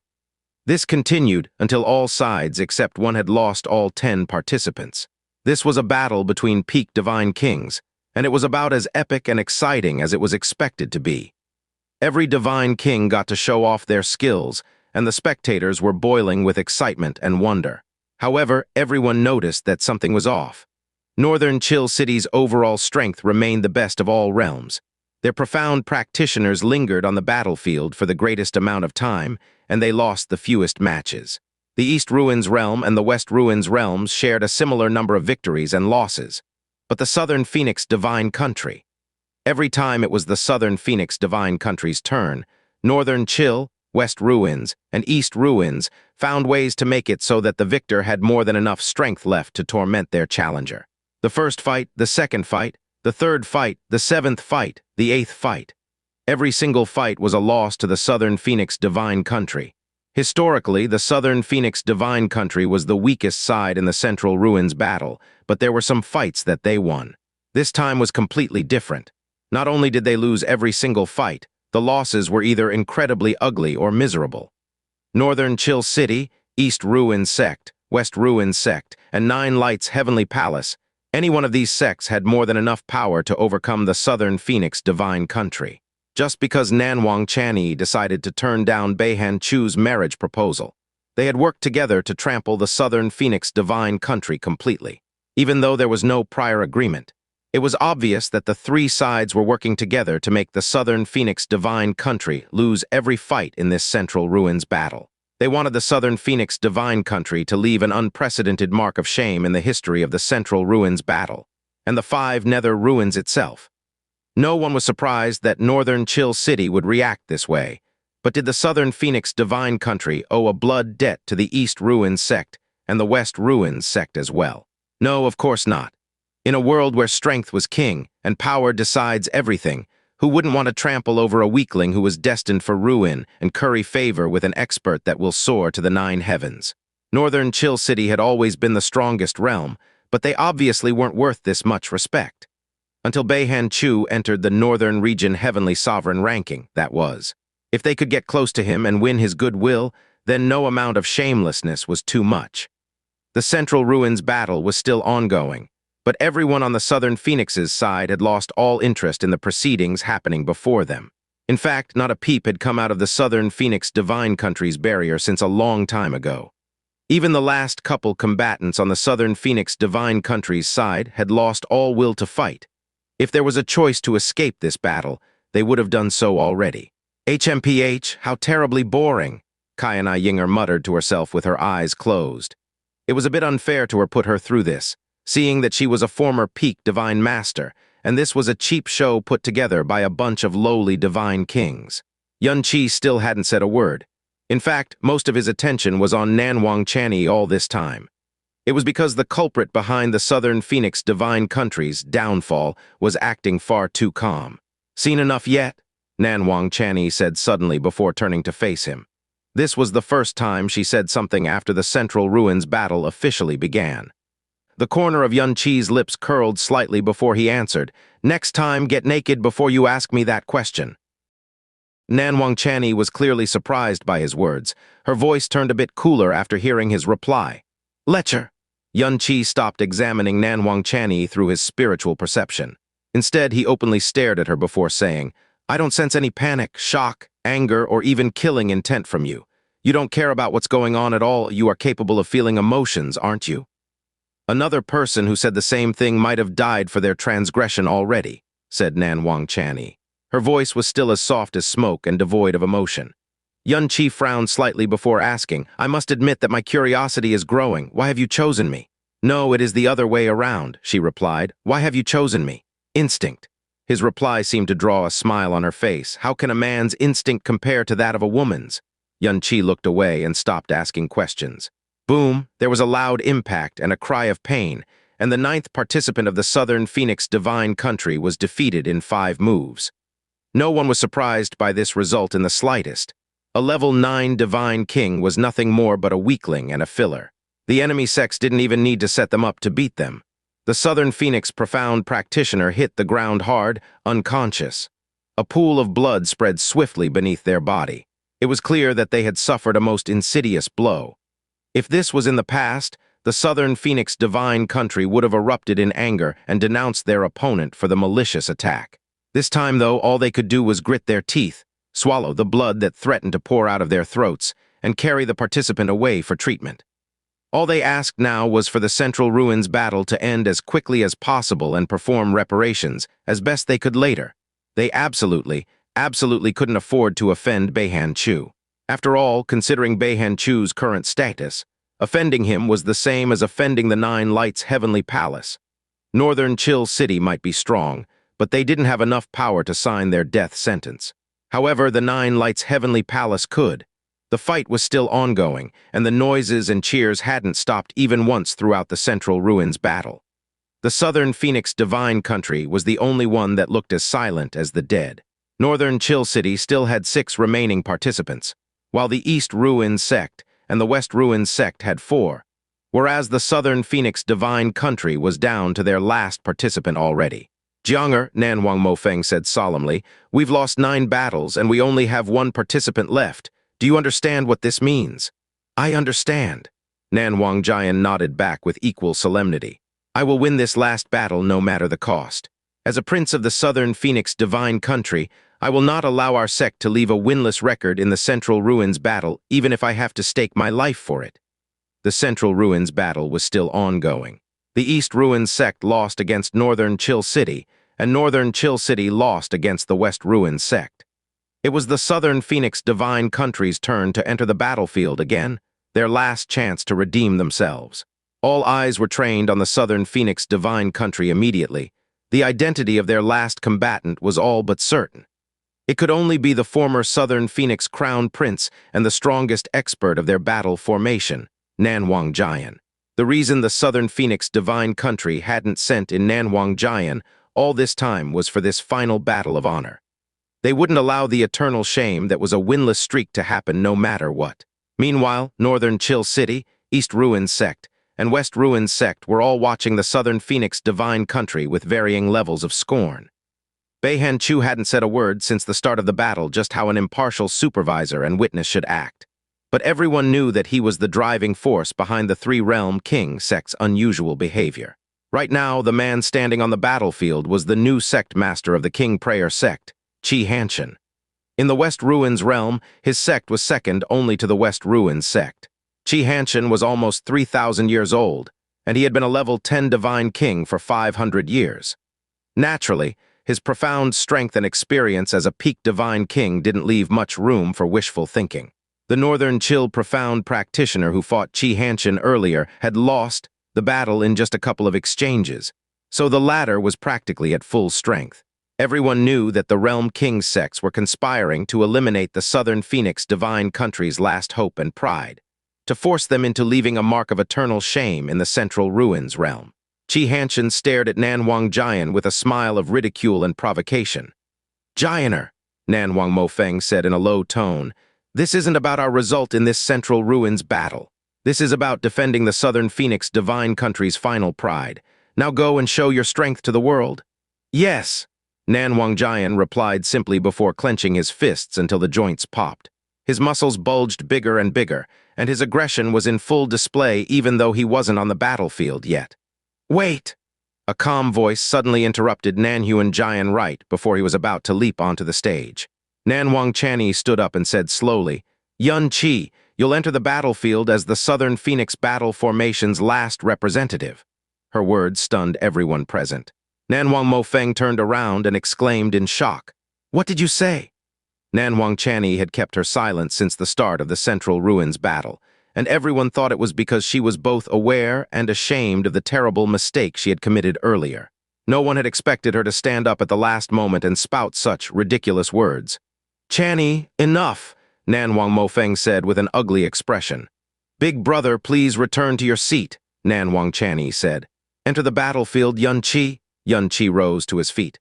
"Absolutely disgraceful," Nanwang Mofeng shouted at Nanwang Channy. His hair was standing and his eyes were round with anger.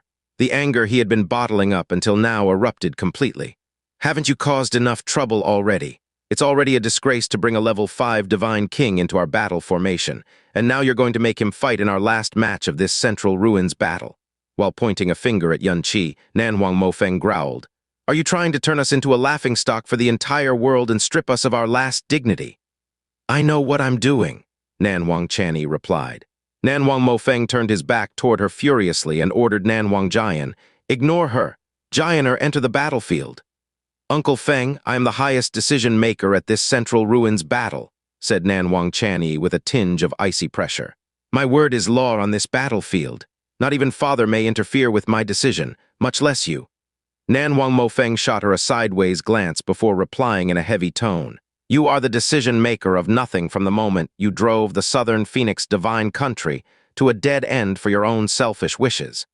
Maybe there's hope yet for you if you go to Beihan Chu and beg him for his mercy later. But right now you're nothing more than a sinner." Inside the barrier, no one dared to say a word. The onlookers noticed what was going on inside the barrier and laughed even harder at them. They were already on their last legs, and they chose this moment to argue with each other. "I'm still the one royal father chose to lead this battle even if I'm a sinner," said Nanwang Channy. "Yun Qi must be the one to enter this fight." Nanwang Mofeng didn't relent in the slightest. "Do you seriously think that anyone will listen to you after everything you've pulled?"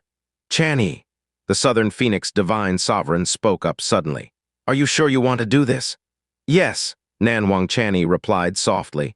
No one could see through the jeweled tassels and figure out what kind of eyes and expression she was making. The Southern Phoenix Divine Sovereign nodded in acknowledgement. "Jianer, return to your seat. Yun Qi, you will fight on behalf of the Southern Phoenix." "Royal Father?" Nanwang Jian froze. He couldn't believe his own ears. "Your Majesty, you," Nanwang Mofeng said urgently, "are you just going to watch us become a laughingstock for the entire world?" "I said that I'd let Channy decide everything. I'll not go back on my own words," the Southern Phoenix Divine Sovereign replied. "Which is more important, a royal decree or the pride of our country?" Nanwang Mofeng was shaking with anger.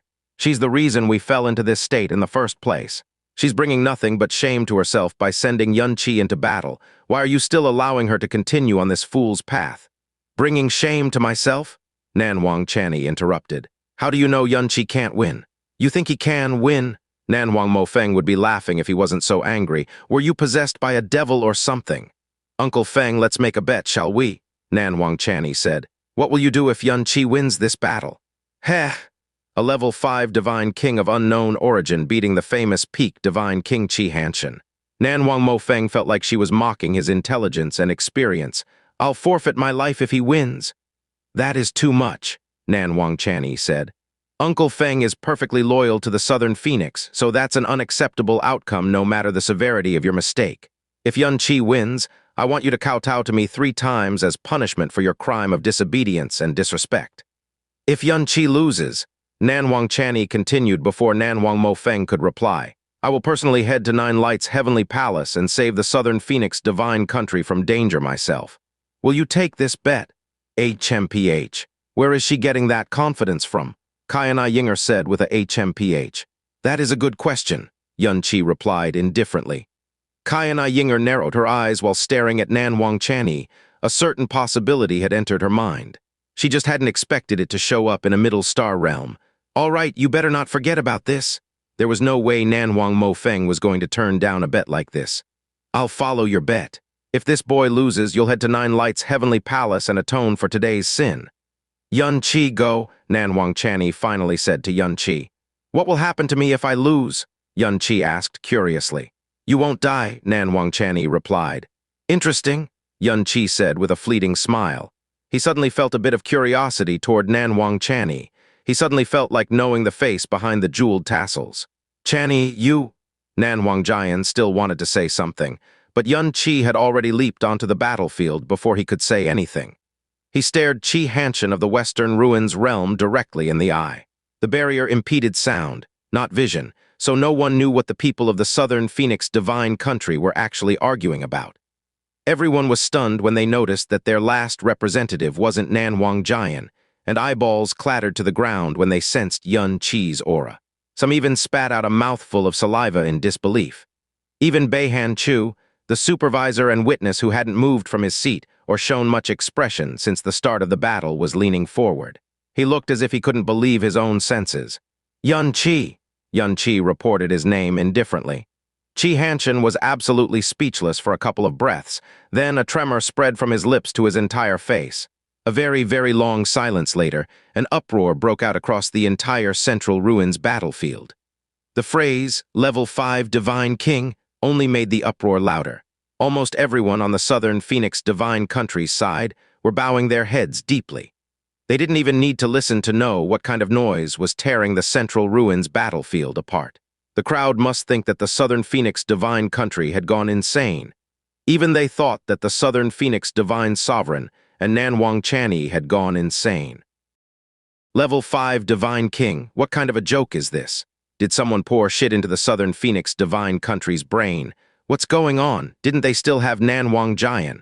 Are they just doing whatever they want because it's already over? No, are they purposely tossing their face on the ground for the enemy to step on? It's not like Nanwang Jian absolutely can't beat Xianxia. I understand they're giving up, but isn't this a little bit excessive? Astonishment, puzzlement, guffaw, and ridicule. Almost no one on the Southern Phoenix Divine Countries dared to look up and face the torrent of gazes and noise gushing their way. They had never felt so humiliated their whole life. Heh, it looks like the Southern Phoenix Divine Country is doing this on purpose to sicken us. The East Ruins Divine Sovereign stared at the Southern Phoenix Divine Sovereign from the corner of his eyes before a scornful smile entered his features. Who knew that a blessing from heaven would turn out this ugly when spurned? Tusk. Before today, the weakest Divine King to ever enter the Central Ruins battle was a level 8 Divine King.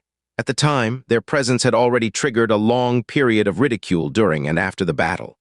But now, the Southern Phoenix Divine Country was sending a level 5 Divine King as their last representative. They chose to do this even though Nanwang Jian was warming the bench all this time. How else should they interpret this besides humiliating oneself to sicken others and the Central Ruins battle? The East Ruins Divine Sovereign suddenly raised an eyebrow in surprise. Is that Yun Qi? It's him. How can this be? Dong Jiuqi exclaimed in surprise at the same time. He's that Yun Qi who dominated the eastern region in a day, Dong Jiuqi said. There cannot be any mistake, but why is he on the Southern Phoenix Divine Country's side? It's bad enough he ran to the Southern Phoenix Divine Country, but now he's even thrown to the front lines like a dog. Dong Zusai laughed loudly. Interesting, how very interesting. I suppose this clown will soon be known throughout the East Ruins, ha ha ha. HMPH, I suppose he's the perfect choice if you need a clown to shame yourself. Dong Zuyan also commented in disgust. What's going on? Their conversation caused the East Ruins Divine Sovereign and Dong Jiuqi to turn their heads at the same time. Didn't you say he didn't show up? That is correct. He hadn't shown up at our sect because he chose to come directly to the Central Ruins realm instead. I ran into him on my way here, and not only did he fail to show remorse or apologize to me for his disobedience, he had spoken very rudely to me. It was clear that he didn't care about the East Ruins sect at all. All of Dong Zusai's previous displeasure was replaced by deep satisfaction as he recounted his tale. So when he came to join the East Ruins sect, I told Zukui to withdraw his East Ruins token and kick him out of our sect. HMPH, if we were anywhere but the Central Ruins realm right now, I would have broken all his limbs already. Yun Qi must know that he cannot stay in the East Ruins realm after he was exiled by Big Brother, and so like the shameless bastard he joined the Southern Phoenix Divine Country instead. I bet he didn't think he would be pushed onto the battlefield like a clown, heh. Dong Zuyan chuckled once before recalling the day she went to the Eastern Realms to recruit Yun Qi a month ago. It was a rather shameful moment. Dong Jiuqi frowned deeply when he heard this, but the East Ruins Divine Sovereign seemed unperturbed. He asked, "Is that true? Jiuqi, didn't you say he's only a level 1 Divine King?" "That is what I saw back then," Dong Jiuqi said. "However, it's clear now that he's holding a profound artifact that can disguise his cultivation level. After all, there's no way he can progress 4 levels in just a month. Now that I think about it, he may still be disguising his cultivation level. After all, it is a fact that he had defeated the Sun Death Sword Master and forefather Ming Peng. Have you witnessed that with your own eyes, Elder Jiu? Dong Jiuqiu shook his head and said, No, but my experience is telling me that he is special in some ways. This means your assessment of him is really just a guess, Dong Zeus, I said slowly. If you were wrong, doesn't that mean that we, the East Ruins sect, was played like a fiddle like him? It no longer matters. Let's just pretend that this person never existed in the East Ruins realm, the East Ruins Divine Sovereign said. Even if Yun Qi did disguise his cultivation level using a profound artifact, he was at best a level 10 Divine King. Their battle formation had no lack of level Divine Kings, so losing him was of no consequences. The reason he sought out large numbers of powerful reinforcements in the first place was because he was worried that the Southern Phoenix Divine Country would rise to power. But that obviously wasn't necessary now. Southern Phoenix, the Northern Chill Divine Sovereign rose to his feet and said coldly, Are you sure you want to send this person to battle? Of course. The one who replied to him was Nanwang Chanyi. Some of them were suspecting that this so-called Yun Qi had acted on its own and forced his way onto the battlefield. But there was no hesitation in Nanwang Chanyi's reply. The Northern Chill Divine Sovereign frowned and said, This is the Central Ruins battle, not a comedy show. The harsh rebuke caused everyone on the Southern Phoenix Divine Country's side to turn red. It wasn't an unreasonable comment. They still had Nanwang Jian, but they sent a level 5 Divine King into the battlefield instead. If this wasn't a joke, that what was? A comedy show? Nanwang Chanyi said indifferently. Excuse me for not understanding your concern, Northern Chill Divine Sovereign. Is his presence in the Central Ruins battle against the rules in any way? Heh, the Northern Chill Divine Sovereign chuckled. Who knew that the Southern Phoenix Divine Country is capable of such ugliness? This king is deeply ashamed that his sect shares the same border as you. Very well, show me what your trump card is capable of. He then waved his hand and declared, West Ruins Xianxia fights Southern Phoenix Yun Qi. Begin, Xianxia, finish this quickly. The Central Ruins battlefield is no place for trash, the West Ruins Divine Sovereign said aloud instead of sending a sound transmission. Xianxia's face was still twitching. He never expected to run into a level 5 Divine King in the Central Ruins battle, a battlefield that supposedly belonged to peak Divine Kings only. Unless he planned to devalue himself, he could never speak to anyone about this fight.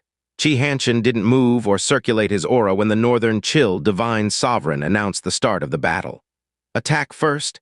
He could never embarrass himself like this. He only raised his palm and tugged at the corner of his lips after the West Ruins Divine Sovereign ordered him to finish this quickly. He said to Yun Qi, You heard that. This is no place for trash like you. Now leave. He dashed toward Yun Qi in a burst of air and curled his fingers like a claw aiming straight for the latter's head. It was clear that he was planning to throw Yun Qi out of the battlefield in the most shameful posture possible. Yun Qi didn't move a muscle. It almost looked like he didn't plan to resist at all. A half-realm gap couldn't be covered or resisted by any means. If he allowed his opponent to take him out immediately, he could lessen the amount of scorn and stares he received at least. Everyone was sure that Yun Qi would be swept out of the battlefield in the next instant. That the Southern Phoenix Divine Country's humiliating run in this Central Ruins battle would end in shame. If Nanwang Jian had fought instead of Yun Qi, the Southern Phoenix Divine Country had at least a chance to regain their honor. Even if he lost, he could at least show to the world the Southern Phoenix Divine Country's final glory. But no, they sent a level 5 Divine King to fight their last battle, maybe. It really was their plan to sicken the whole Central Ruins battle after receiving all that shame and anger. Ying'er was the only one who was sitting quietly at her seat with her eyes closed and her head bowed slightly. Not once did she look at the battlefield. It was because it was completely unnecessary. The profound God convention at the Eastern Divine region surfaced from her memories. How many people did Yun Qi shock to the core when he participated in the conferred God battle as a divine tribulation realm profound practitioner back then, before and after? It was as if he was born to defy every common sense in the world. Xianxia had closed the distance between Yun Qi and himself in an instant, his black, power-infused palm almost 2 feet away from his target's head. It was at this moment Yun Qi kicked out and struck Xianxia right in the stomach. Bang! There was a terrible boom. They seemed to come in everyone's innards, and the profound energy surrounding Xianxia instantly dispersed like the wind. His body bent at a ridiculous angle. He was launched across the battlefield toward the West Ruins sex area like a spear. Boom, boom, boom. Xianxia hit the ground, but he didn't stop until his body dug a ditch several kilometers long across the ground. Silence instantly oppressed the entire Central Ruins battle. Everyone was wide-eyed and gaping like they were suddenly in a choke hold. For a long time, they weren't able to say anything at all. Yunqi was supposed to be injured heavily and tossed straight out of the battlefield, but he was still standing exactly where he was before, and there wasn't even a speck of dust to be seen on his person. Behind the jeweled tassels, a beautiful glint entered Nanwang Chanyi's eyes all of a sudden. Yunqi didn't react at all to the terrified gazes that was shown at his direction. He looked as impassive as a person who casually swatted a mosquito to death. On the southern side of the battlefield, Nanwang Chanyi said softly, "The West Ruins Realm King is correct. Trash has no right to remain on this battlefield." The frozen West Ruins Divine Sovereign didn't react to her remark at all. This is... Nanwang Mofeng, Nanwang Jian, and everyone else on the Southern Phoenix battle formation was completely stunned. They felt like they were in a dream. The Southern Phoenix Divine Sovereign had gotten up to his feet, subconsciously to stare at Yunqi like his life depended on it. Even he did not dare believe what he was seeing at all. The dead silence continued to linger above everyone's heads. There had never been such a long period of silence in the entire history of the Central Ruins battle. After all, nothing quite so ridiculous had ever happened before, until now. WH, what's going on? Dong Zusai was looking forward to watching Yunqi's downfall, but this was like a hit to the back of the head. Stupefied and speechless, it wasn't until a long time before he recovered himself. Ugh, ah! A painful hoarse scream finally broke the oppressive silence. Xianxia abruptly got up to his feet and glared at Yunqi, but before he could get a word out, a jet of blood burst right out of his mouth. The blood quickly turned into a stream, and it weren't just pouring out of his mouth, but all 7 orifices on his face. After that, he collapsed on his back and never got back up again. Sect Master Qi? A disciple of the King Prayer sect asked in a shaky voice. The West Ruins Divine Sovereign landed right next to Xianxia, and when he scanned the fallen man with his profound energy, an expression of shock quickly overwhelmed his face. He turned to stare at Yunqi with 1/3 fury and 2/3 disbelief before saying, "You..." Xianxia's organs were broken, and nearly half his nerves were completely damaged. If he was given medical treatment, he might still be at risk of dying. He knew better than anyone what Xianxia's cultivation level was. Just how, did he suffer so much damage in just a hit? Yunqi ignored the West Ruins Divine Sovereign's furious glare completely. "Is there anything you want to say, West Ruins Realm King?" Nanwang Chanyi said again. "If you knew he was trash, why did you send him up the battlefield?